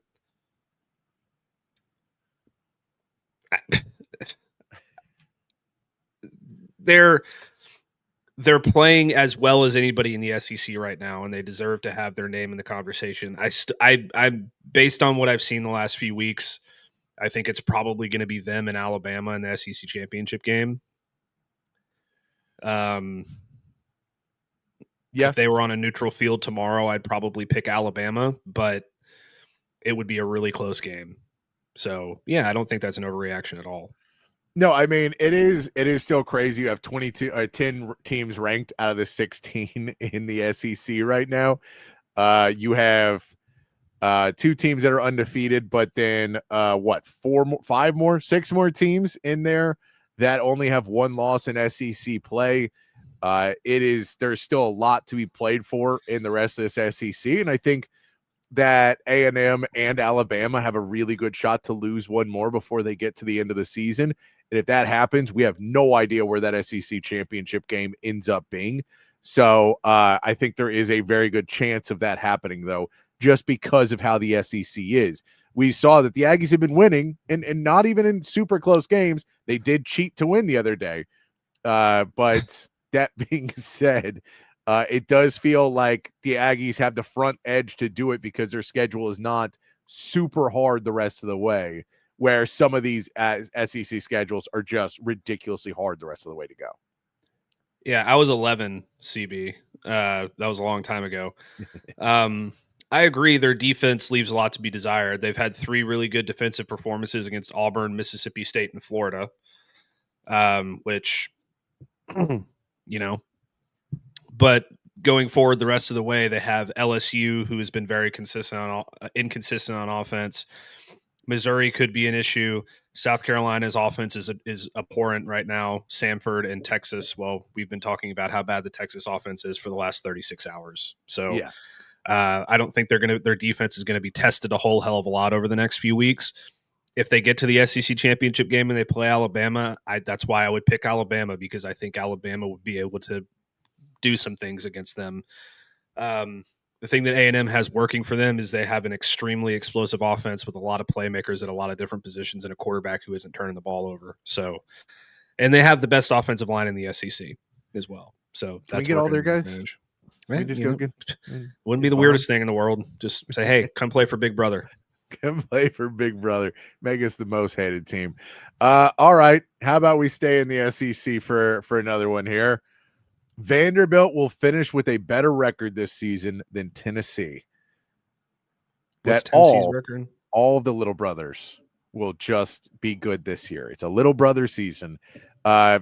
Vanderbilt is what, 6-1? Vanderbilt 6-1. Yeah, Tennessee is 5-2. No, I mean, I think that Alabama's Tennessee does not look good the last couple weeks. And I know they've won some games, but they didn't look good against Arkansas. They didn't look good against Mississippi State. They got to play Kentucky, Oklahoma, New Mexico State, Florida, and Vanderbilt is their final end of their schedule for Tennessee, but have not looked very good in a lot of what they're doing. Vanderbilt has looked pretty impressive. They did have their stumble against Alabama, but they play Missouri, Texas, Auburn, Kentucky, and then that Tennessee game. So both have a couple games that are a little bit of roadblocks before they play each other. Vanderbilt's already got a 1-game advantage in this. That game at the end of the season could be for who has the better season. I think that Tennessee wins the rest of their football games, and I think that Vanderbilt probably loses 2 more. Okay. All right. Still no love for Diego Pavi over there. Still no love. Ryan. And how about this one? Our final college football one. Texas will need to make major changes to the staff in the offseason. No, that's an overreaction. Okay. You want me to expand? I want you to expand a little bit about it. Yeah. I mean, there's a lot of people that are questioning a lot of the player development through a lot of these. And that, so I'm not saying changing your coordinators necessarily, maybe bringing in somebody else, maybe bring in different position coaches, maybe making some changes on some of those where you feel things have underdeveloped and not been where they need to be. I think that the narrative that the player development of this program is in a bad place is extremely ignorant. Short-sighted and ignorant, yes, because I think that this team has put 27 players in the NFL over the last 2 years, and it's really hard to replace that sometimes. I think that they need to do a better job of identifying where their shortcomings are and attacking those in the portal. As we saw this last offseason, I think they needed to add a couple of offensive linemen, and they neglected to do so. And I think that if Steve Sarkisian could go back, he would probably change that. Yeah. I think that they've recruited a lot of talented offensive linemen. I just don't think that a lot of those guys are ready to play yet. And it's really showing. Yeah, and I think that they are learning the lesson, the big lesson on the offensive line, which is you needed more experience. You can't now with the transfer portal and the way guys are and the way that every defensive line in the SEC is going to have a couple transfers on it now. You have some transfers on your D-line. You're bringing in seniors. So you're going to be playing against experienced players on the other side of the ball almost every single week in the SEC. So when you're playing all young guys except for DJ, all inexperienced guys except for DJ, it's going to be a problem. So they don't necessarily need to be in your system the whole time. You just need some more guys who can step out there and know what they're doing. And it feels like they kind of they weren't ready for that. And I don't blame them necessarily because the transfer portal last time Sark was making these decisions wasn't what it is now. And so he has not really been in that position to learn that lesson until they come into this, because before you just had to deal with it. He thought this is way, and he wasn't, I don't know if they thought through, well, every other defensive lineman we're playing, they all have transfers that are seniors. They all have experience of guys who know how to show off and play disguise. And so that's a tough part. I do think they're going to have to make a lot of changes in the transfer portal this offseason. I feel like this will probably be the most active Texas has been in that. It's since the transfer portal, basically, this season seems. And now that's not saying they're going to bring in 20 different people to be, playing next year. But I think you'll see them go try and make some bigger swings as opposed to, well, we'll get like one wide receiver and we'll get one tight end and we're good. I think they'll make some more swings. There's a guy who's entering the transfer portal at the end of the regular season from Oklahoma State named Noah McKinney, and he's the 4th best pass blocking guard per PFF in the Big 12. I'd give that guy a call. I'll give him a call too. I'll give him a call. Just see what's up. Call his agent. All right, let's get to some NFL questions here, Matt. Quinn Ewers should be starting for the Dolphins by the end of the season. Quinn Ewers gets in this weekend, surprisingly. Quinn Ewers comes in. No Zach Wilson. You get Quinn Ewers when Tua just has a really, really, really bad game. For anyone who started Tua in your fantasy league, you will know. I believe I got the group text from one of my leagues. They go, he scored negative points. I could have played nobody, and it would have been a better decision to play Tua in this game. But Quinn Ewers comes in versus the Browns and is able to, not a world beater, but he's 5 for 8 for 53 yards. He does take 2 sacks in there because that is what the Browns do.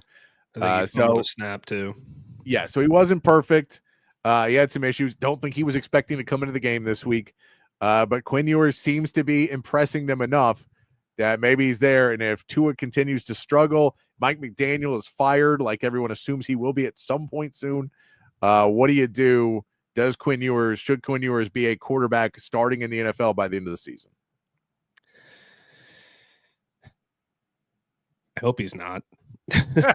I think that he needs I think that he needs a little bit more time. Now, if the Dolphins are, 1-12 going into their final stretch of games or whatever they are right now, if they lose the rest of their games and there are 4 games left in the season, I say why not? See what the kid's got. Especially if Mike McDaniel's already been fired or he's going to be fired. You just see what you've got on your roster. I think it does say something for Quinn that he passed Zach Wilson on the depth chart. I think it does too. I told everybody that might happen at a certain point, and everybody laughed at me because it was a 7th round pick. And I just told you Zach Wilson's not it. That doesn't necessarily mean that Quinn Ewers is going to be a superstar, but it means that he's better than Zach Wilson and gives him a better opportunity to win than Zach Wilson. So, yeah, I mean, I'm sure I don't want him to, but I'd like to see, I also would like to see what he looks like starting on a week-to-week basis in the NFL. All right. How about this one? The Vikings have ruined their Super Bowl chances by letting Sam Darnold go. Yeah, I think so. Is J.J. McCarthy even healthy? I think, yeah, because last week they were going between him and Wentz, right? They had to pick one, and they stuck with Wentz. Yeah, and I think he's probably going to start again this week too, which tells you probably what they think about J.J. McCarthy. I'm not going to sit here on a soapbox, but told you so. And Sam Darnold's been really good with Seattle. So, yeah, I think that they made a mistake. I think drafting J.J. McCarthy that high was a mistake. I think forcing him into the starting role and getting rid of a guy who was really good for you last year was a mistake. And I think that if you put Sam Darnold on this offense with the defense that they have, even though that defense got torched this past week, but it's a good defense, with Justin Jefferson and Jordan Addison and Aaron Jones coming back, like, yeah, I think that they made a massive mistake. All right. How about this one? This was one of the weirdest games of the week. How about the Giants collapse cost Brian Daboll his job now? Like that's it. That's the end of the line. They're just now finishing, dotting their I's and crossing their T's. Because we know in that game, the Giants had let's see, how much time was left on the clock when they had their 32-0 lead. They were so Denver scores their first points with 3 minutes. They score their first points with 14:08 in the fourth quarter. At the time, it was 19-8 when they scored their first points, but it was 19-0 going into the fourth quarter. They allowed Denver to score 33 points all in the fourth quarter to win the game, and that is a long push. It's hard to imagine a scenario where he keeps his job unless they win a lot of games going forward. I know that he doesn't coach defense, but if you give up 33 points in the fourth quarter, I don't care if you're the defensive coordinator or not, that comes back on the head coach at some point or another. No, you had 2 drives in there that you had an interception on a drive that lasted 26 seconds, and then you punted after 1:09. So 2 of your drives were less than 2 minutes combined. And that is not something that is going to be able to get you going. Those types of things on offense, especially when you got Scatterbo. Come on, let him go out there and run a little bit. Yeah. You feel like you should be able to keep that going a little bit longer. All right, how about this one? With the Cowboys beating the Commanders' hope has already been completely destroyed. Dan Quinn collapses once again after a really good showing. Things start to fall apart. They make all the offseason moves, and the Commanders are now realizing that this hope to be a contender in the NFC East is all a mirage. They're back to just being the Commanders. I mean, I think that that's true for this season. I think, isn't Jane Daniels hurt again for an extended period of time? Oh, I think so. I don't know. So it's just, he's been hurt a couple of times this year now. So I think that this is just one of those situations where you had some bad injury luck and they'll be better next year. I don't think they're just going to go back to being the Commanders of old, but I think it's certainly disappointing because I might have picked them to win the NFC East. But that's okay. No, all right. So it looks like he does not have a serious hamstring injury, but a minor hamstring injury. So they do not know when he'll be back, but it appears not to be a long-term injury for Jaden Daniels. All right. How about this one? Rashee Rice makes the Chiefs Super Bowl favorites once again. That offense looked electric with Rashee Rice back out there. Pat Mahomes looked like a Super Bowl MVP again. They looked really, really good with Rashee Rice back in that offense after the suspension. What do you think? I mean, Super Bowl favorites seems like kind of a stretch just because I don't think that there's a team in the NFL that feels like a Super Bowl favorite right now. I mean, you beat the Raiders, you know. They look good. Yeah, but the Cowboys look good against the Commanders. Does that mean they're Super Bowl contenders now? No, they're not. No. But they're not the Chiefs, who are always really, really good. I'm going to say no. All right, 7 receptions for Rashee Rice there. So it wasn't like he was killing it. He only had 42 yards, but 2 of them are touchdowns. He just comes back and is just that weapon that you're able to use a lot. Ball gets spread around better with Rashee Rice in there. All right. Final one for you. The best move this offseason was the Colts signing Daniel Jones. Sure seems like it. I mean, is that not one of the craziest things to say, that after everything that was done and we look at all the signings and trades and everything else, that maybe the best move of the offseason was the Colts bringing in Daniel Jones? It certainly wasn't on my bingo card. I'll put it that way. It's I made fun of it. You made fun of it. I think just about every person that talks about the NFL in some sort of media made fun of it. So yeah, it's certainly bizarre. He seems like a really good fit in that system though. Maybe Shane Steichen. Is it Shane Steichen? I believe. Yes. Yeah, Shane Steichen. He must be a quarterback whisperer for anybody other than Anthony Richardson. Yeah. Well, that may be the problem. I don't know if Anthony Richardson's a quarterback. I don't know that Anthony Richardson's a NFL football player at this point. It may not be soon enough. He may not be soon enough. But yeah, that one is the craziest one that I'm like, that's not maybe an overreaction. It may be too early to say that. But still, there wasn't, I don't think, another gigantic move this offseason that has really impacted the game in a way that you could say, oh, that guy, that's the move. That's the move that did it. And when you take the Colts, who a lot of people said may finish behind the Titans with Cam Ward, then you have to say, well, from that to maybe the best team in the AFC now, like fighting for that title, that is a massive turnaround for basically adding one guy to your roster to make a huge difference of how the entire team plays. So there's our reactions. If you have any others, go ahead and throw those in.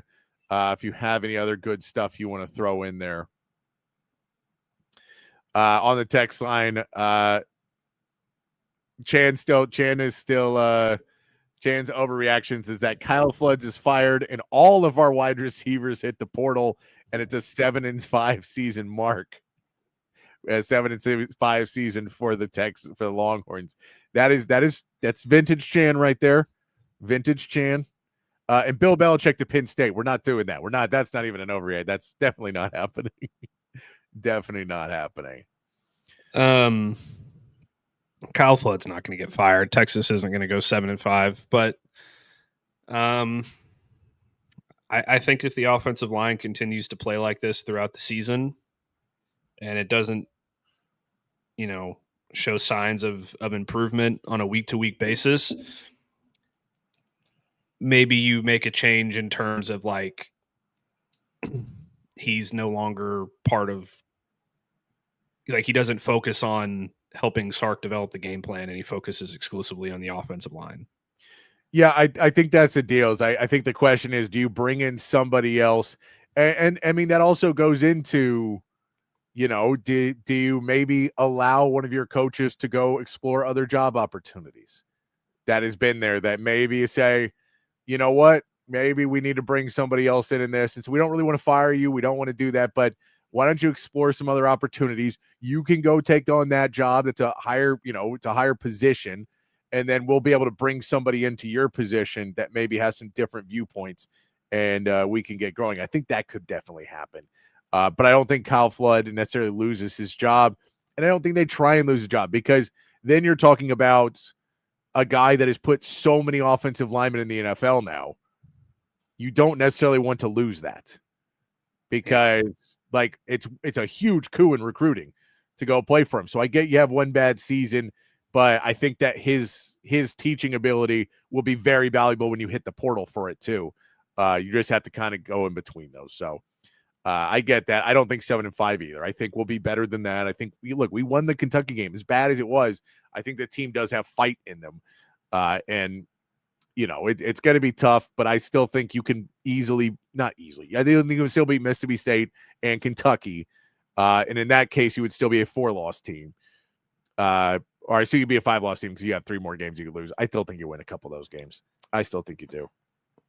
I think that Texas is going to be favored in 3 of their last 5 games to win. I think coming home will be a very big thing for them too. Like, I think just not being on the road for a month straight will help them out a lot. Matt, let's talk about some of these other games over the weekend that we haven't had time to get to yet. I wanted to get your opinion on some of these games, to get a different viewpoint on some of these games that happened over the weekend that we saw. We did see Miami lose to Louisville on a Friday night. We saw Nebraska lose to Minnesota on a Friday night. But then on Saturday, let's talk about that Ole Miss Georgia game.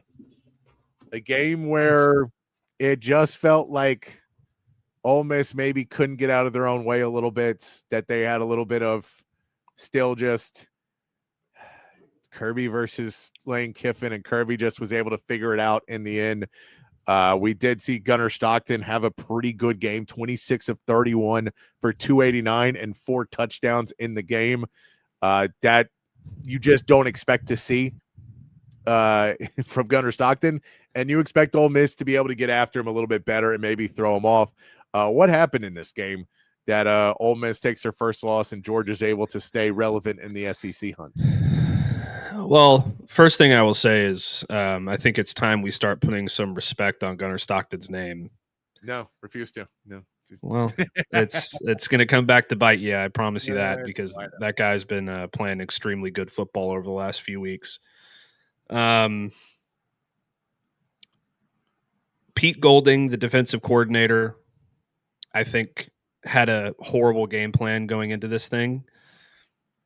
I don't watch Ole Miss like I watch Texas, and I don't go back and watch the All-22 and all that stuff. It seemed to me like they were trying to kind of sit back in zone and not bring a lot of pressure and make Gunnar Stockton pick them apart. And the problem was they were also getting gashed in the running game really, really poorly. They were tackling poorly. Just about everything about that defense was one of the worst defensive performances I've ever seen out of an Ole Miss football team, at least in quite some time. So that obviously played a major issue. And I think Ole Miss had a really good game plan offensively going into the game. And in the last, 16 or 17 minutes or whatever it was of that game, Georgia seemed like they figured something out. And they were able to get a couple of stops, which ultimately ended up being the difference in the game. And when they got those stops, they didn't just go down and score immediately. They controlled the football. They bled the clock. They wore Ole Miss down continually, and they won the time of possession, and they got touchdowns and field goals. Like they scored on every single possession they had the football. So it was a defensive issue more than anything else. I thought if that was any other game, I don't think that the stage affected Lane Kiffin. I don't think that the stage affected his play calling. I thought that the game plan was tremendous, and they played awesome offensively through the first 3.9 quarters. Kirby Smart just saw something and figured it out, and they were able to win a couple of possessions late in the game defensively, and it made the difference.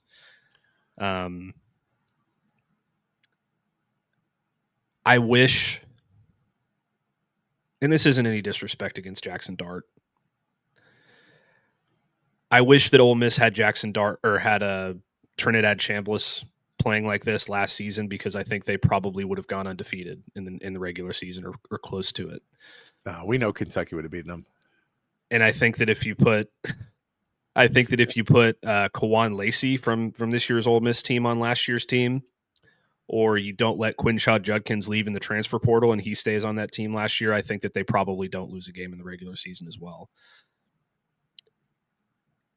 It's just, if they basically what I'm saying is they had the best defense in college football last year or close to it, and they missed the opportunity, because that was a top 3 roster in college football, and they blew it because they weren't consistent offensively, a lot due to the quarterback position and because they couldn't run the football consistently. Sounds familiar. Sounds familiar. I think that's happened to. You're not the only team that has happened to. Ole Miss is not the only team that has happened to. Another team that had their perfect season blown up. Texas Tech loses to Arizona State 26-22 over the weekend. The tortilla throwing and all of that coming to a sad end for Texas Tech. Are they still going to claim away games as sellouts? Who knows? But Texas Tech is going to have so lame. So lame. But yeah, Sam Leavitt comes out and is able to get it done. 319 and a touchdown for Sam Leavitt. But that's a lot of that's Jordan Tyson just being just ridiculous wide receiver. And they're able to hold on late into the game and beat the Texas Tech Red Raiders, leaving this Big 12 race is now open again, as Texas Tech does not look like they're just going to kind of run away with it, which was the early look was that they were just playing too good of football. They are now showing vulnerability, Matt, showing vulnerability. They are. BYU still undefeated, which I did not see coming. Cincinnati also looks really, really good, which I did not see coming. Texas Tech plays one of those teams. They play BYU. It's in Lubbock. They should win their other 4 games relatively easily: Oklahoma State, Kansas State, UCF, and West Virginia. BYU is going to be the big one. I don't know. I still think that they play for a Big 12 championship, probably, just because, as good as Cincinnati has been, like they've got 5 tough games left. I find it hard to believe they're going to make it through the next 5 games undefeated in the Big 12. They got Baylor, at Utah, Arizona, BYU, and at TCU. And if Texas Tech wins out, they'll be there because they have one less loss in conference play than Arizona State. So it's definitely a lot more difficult to manage, and your margin for error is a lot lower. But it kind of reminds me of when Texas lost to Oklahoma in 2023. It's like you just can't lose another game. Yeah, they're a really good team. They're really good. They're very good this year, and they're in a conference that's not great, so they should be able to still continue to win. But yeah, I was very surprised at that one. I was surprised that was they came up short on one of these. Another team that really we talked a little bit about earlier doesn't look like they're playing as good of football. The wide receivers have too many drops. Joey Aguilar is just not quite the guy that we maybe thought he was early in the season. But Tennessee can't get it done against Alabama, who wins 37-20 in this game. Ty Simpson still looking like he is just figuring it out and getting downfield, part of that system. Jeremy Bernard doing it all, 4 carries for 49 yards, and also 5 receptions for 60 yards in the game. Even with Jam Miller not really being able to be that effective coming in on a short week of practice because of the concussion, he doesn't have a good game at all. He has 12 carries for 15 yards. They still rack up 120 rushing yards in this game.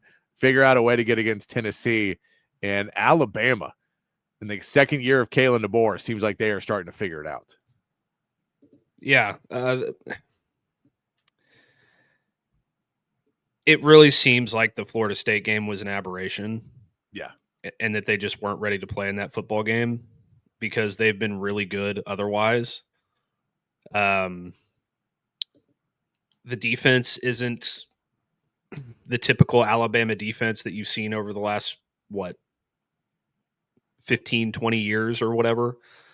Whenever Nick Saban got to Alabama up until like a couple years ago, like it's not the same defense. That offense is so efficient. Ty Simpson has been really, really, really good.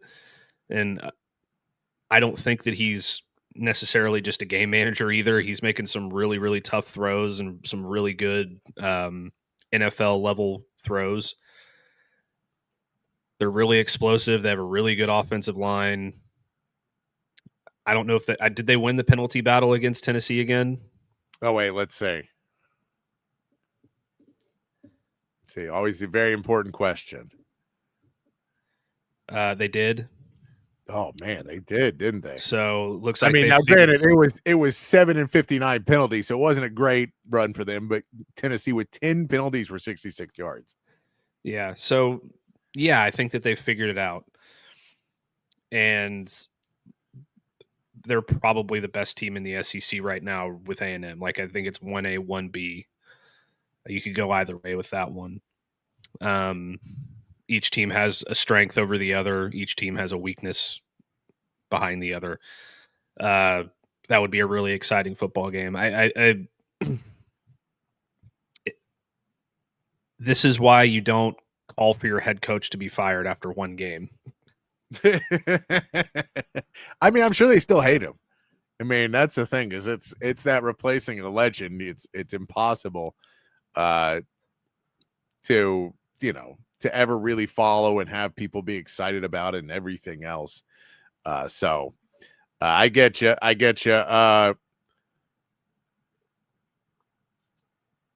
So Texas, let's talk a little bit before. Actually, you know what? I want to bring back up the Max Crosby trade. We'll get to the Jerry Jones hour. We'll hit that real quick before we take our break. The Max Crosby trade we heard today. There's now reports that the Cowboys are pretending like this didn't even happen, and the Raiders were reporting it, maybe to let out that the Raiders are shopping Max Crosby, and this is their kind of way of letting people know that he is somewhat available. That is a report that I saw a little bit about 30 minutes ago. That now, and this could also just be that the Cowboys are, pretending again. Jerry Jones has said multiple times, he's at a league meeting today, and he said multiple times, we have the weapons and we can go make a trade if we need to make one. But Max Crosby, it feels like the asking price for Max Crosby is roughly the asking price for Micah Parsons. And you'd rather give up the Green Bay picks than your own picks, because the Green Bay picks should be worse picks than your own, which means you'd basically be giving up exactly what you got. You basically be doing a 3-way trade to get Max Crosby. And it doesn't, like Jerry Jones said, it doesn't fix your problems to just add him in. You already had a guy that your fan base loved and did everything else with, and was able to play this, and you built a system around him. It doesn't make sense for me to give up what you got for Max Crosby. No, if the asking price is what you gave up for Micah Parsons, then you don't do it, because then you're mortgaging your future. You need a lot of help on the defensive side of the ball. You need all 4 of those first-round picks over the next 2 years to get 4 new starters, probably 3 of them on defense and 1 of them on offense. If the asking price isn't that, if it's one of those picks plus a couple of later picks, then I think you probably consider it. And that's just in terms of like the trade itself, like not taking any other factors into consideration. But here's the problem if you trade for Max Crosby, and the reason that I wouldn't do it. You hit on one of them already. There's so many more things that are wrong with your defense than an edge rusher, that spending that kind of capital on one player at this point in the season with this team feels like it's not going to do anything for you right now in terms of drastically changing your outlook for the season. It helps your future tremendously, because then you still have, if it's, the 1 first-round pick, then you have Max Crosby is basically a first-round pick, and then you can use those other 3 picks and improve your team. But what it also does is it all but takes away the idea of extending George Pickens, which is something that they're talking about doing and that I would seriously consider doing. It takes away your flexibility financially in the future, which we don't know what that really means with the Cowboys, but they're cheap. So it doesn't sound like they're going to want to take on a guy who's guaranteed, what is it, like $51 million, and it's like $109 million deal through 2029 for a 28-year-old player. It's not terrible. I think it's under $30 million basically every single year. So it's not horrifically bad, but it's also a lot of money. Yeah, it's not Micah Parsons level money, but it's a lot of money. and it affects your ability to sign George Pickens to an extension to a certain degree. I think you could still figure out a way to do both. Like you would restructure Crosby's deal in the offseason and turn a lot of it into signing bonus or however they do that crap that they always do. Yeah.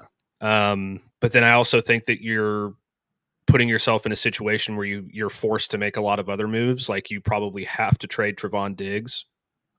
You probably have to trade somebody else to open up a little bit more space. Like if you're looking for a move that's going to fix your team right now, I don't think that's the one. No, I don't either. I this feels like, and again, I don't know. Like I get it gives you a little bit better pass rush. I just don't still see this team as a playoff team. We see them, they get killed by the Panthers. Like they're just not consistent. There's so many issues that there's not consistency. And it is 1 week you beat the Commanders and you feel all great. And then the next week, oh man, it's another loss. And you go, okay, never mind. We don't want to make that trade again. And then you will get another win and you go, oh, never mind. We want to start making trades again, guys. Let's start making a trade. But are you going to beat the Broncos this week? No. Well, if you don't beat the Broncos, then why are you making trade? Like, it feels like they're about a 500 team with or without Max Crosby. I don't know how much he really helps you win. The same concept of he's on the Raiders right now, and they've got it. They need a lot of help on the defense, which is why they're willing to give him up, because they realize we need to rebuild more things. We need to start getting some other guys in this locker room. Ashton Janty's talking about the culture being bad. Pete Carroll's already pissed off with Chip Kelly and the way he's calling the games. I think there makes more sense for the Raiders trying to get a lion's share of this giant haul for Max Crosby than it does the Cowboys going after and basically, again, I get you. If it's 1 first-round pick and then some later, it's probably worth it. But that's about as much as I'm willing to give up for him. And he's a really, really good player, but it's just take a guy out of an area where it's kind of weird and the locker room hasn't been great and there's a lot of turmoil, and then putting him into the Cowboys locker room. I don't know if that works. Now, granted, it worked for George Pickens. He's having fun there, but it's like, I don't know if you keep adding these volatile elements that it always ends up well. I don't know about that, but we'll see, because Jerry may do it because he's like, we're not getting talked about enough and we ain't going to win. So we might as well make another splash. That was kind of my other thing about it, is I think that this is a move that Jerry Jones would make just to get people excited again, because the casual fan is going to look at it and be like, oh my God, we got Max Crosby, who's one of the best players in the NFL. No, I think I get it in the sense of how many Crosby jerseys can I sell now that I have to give away all these Parsons jerseys that no one wants to buy. Gotta get some new jerseys to sell. All right, we're gonna take our second break. We're gonna come back. Matt is gonna give all of his predictions about the NBA. He's gonna break down the entire season for you, step by step, every small nuance to the 15th man on each roster. We'll do that when we come back. Can't wait. On Open Gym on Texas Sports Unfiltered. Hi, I'm Dan Covert with my wife Hayden. Welcome to Covert BK. Our newest location in the gorgeous Hill Country includes Buick, GMC, Cadillac, Chrysler, Dodge, Jeep, and Ram, and hundreds of pre-owned and certified vehicles for you to choose from. We have 3 service departments that are ready to take care of your car, truck, or SUV with 86 service bays to accommodate any repair and get you in and out quickly. Come visit us today to select the vehicle you've been dreaming about. Covert, born and raised in Austin. Hi, this is Tom McKay, owner of Audiovisual Consultations, and we'd like to take a moment to thank all of our clients for making the last 37 years both fun and fruitful. If you haven't yet, I'd like to invite you to give us a try for all your home electronics needs. There's no need to leave your home to find great pricing and incomparable service. No traffic, inexperienced sales geeks, or pushy showroom tactics. We come to you. So just relax, hug your kids, and smile. We handle all the work. Just give us a call at 255-8678 or online at avconsultations.com. Say hello to Jason and the gang over at Relax the Back. They embrace a holistic approach for a healthier lifestyle based on 35 years, folks, of proven expertise, and my back couldn't be happier. Their motto is live wellness, and folks, they can transform your routine, your daily routine, into something very, very special if you have back pain. If you're struggling with thoracic problems, if you've got hip problems, if you've got lumbar problems, please go over to one of their stores. They got 2 great locations. and find out a chair or a recliner or a sofa that's going to fit you and going to make your life a whole lot better. I've got this office chair right here that I've been sitting in for years, and I love it. 2 locations, folks, at the Hill Country Gallery across from Whole Foods, and in North Austin at the Gateway Shopping Center across from the Container Store. Live pain-free like the Buck and relax the bat. SendTexTickets.com. If you're in the market for tickets to any sporting event, any concert, any Broadway show, anything live coming to town, you got to head over to SendTexTickets.com. The best seats to all of the biggest events, not just here in Austin, but all over the state and all over the country as well.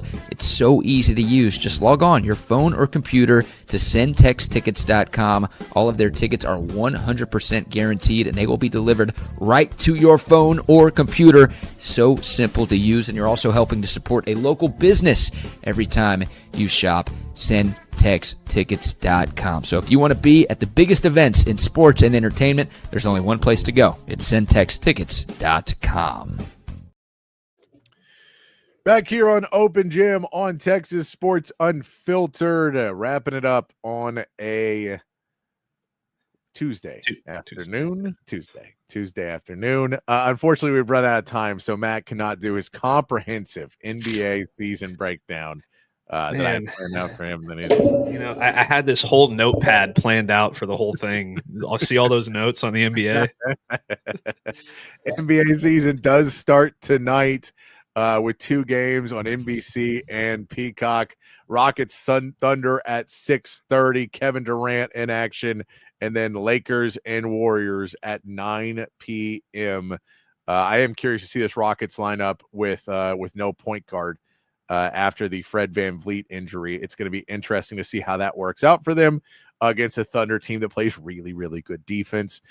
So that'll be interesting to watch. And, of course, the Lakers is always something to watch with the Lakers. So we'll be watching that tonight. The Mavs and Spurs tip off tomorrow night. So we will see that matchup of possibly last year's Rookie of the Year and this year's Rookie of the Year. I would say the front runner and the second front runner for this year's Rookie of the Year are probably both in this game as well, between Cooper Flagg and Dylan Harper. But Steph Castle won Rookie of the Year last year. He is playing for the Spurs so lots of young guys in there as well. De'Aaron Fox is out for the game. Jeremy Sohan's out for the game. Kyrie Irving is, of course, out for the game. So a lot of guys not necessarily there to really show you the full lineups of what these guys expect to get to, but will be fun. We'll maybe talk about that a little bit more tomorrow because my Spurs and the Mavs are in that one. But and then we'll talk about the Rockets, what they do tonight as NBA season starts. I get it. It's way too early for the NBA season. I know it is. I just love basketball, so I'll be watching it. But it is early for the NBA season. I'm with you. Yeah, I'm not ready for basketball to start whatsoever.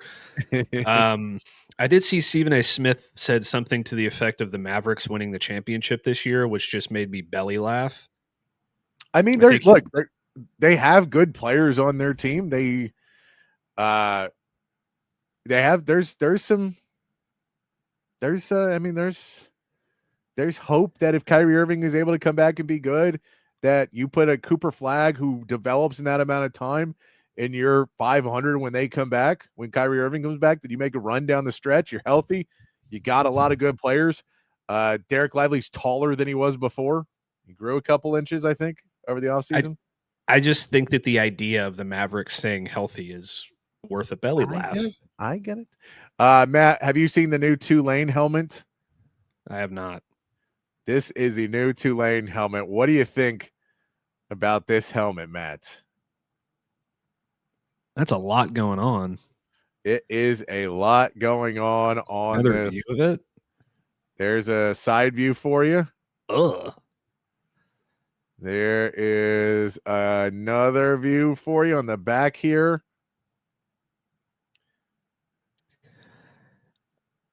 I mean, they're really, really leaning into the New Orleans thing. I do. I like it because they're leaning into the New Orleans thing. I would not wear this every week, but I think 1 week for a team like Tulane, I don't mind this. Yeah, it's fine. I think Tulane already has really cool uniforms and helmets, especially when they wear the light, baby blue. I wouldn't mess with that too much, but yeah, have some fun. Why not? All right. Well, we're going to get out of here. Hope you enjoy your NBA, we hope we'll get into hope you enjoy your round ball rock as well. Getting ready to watch the NBA on NBC and Peacock.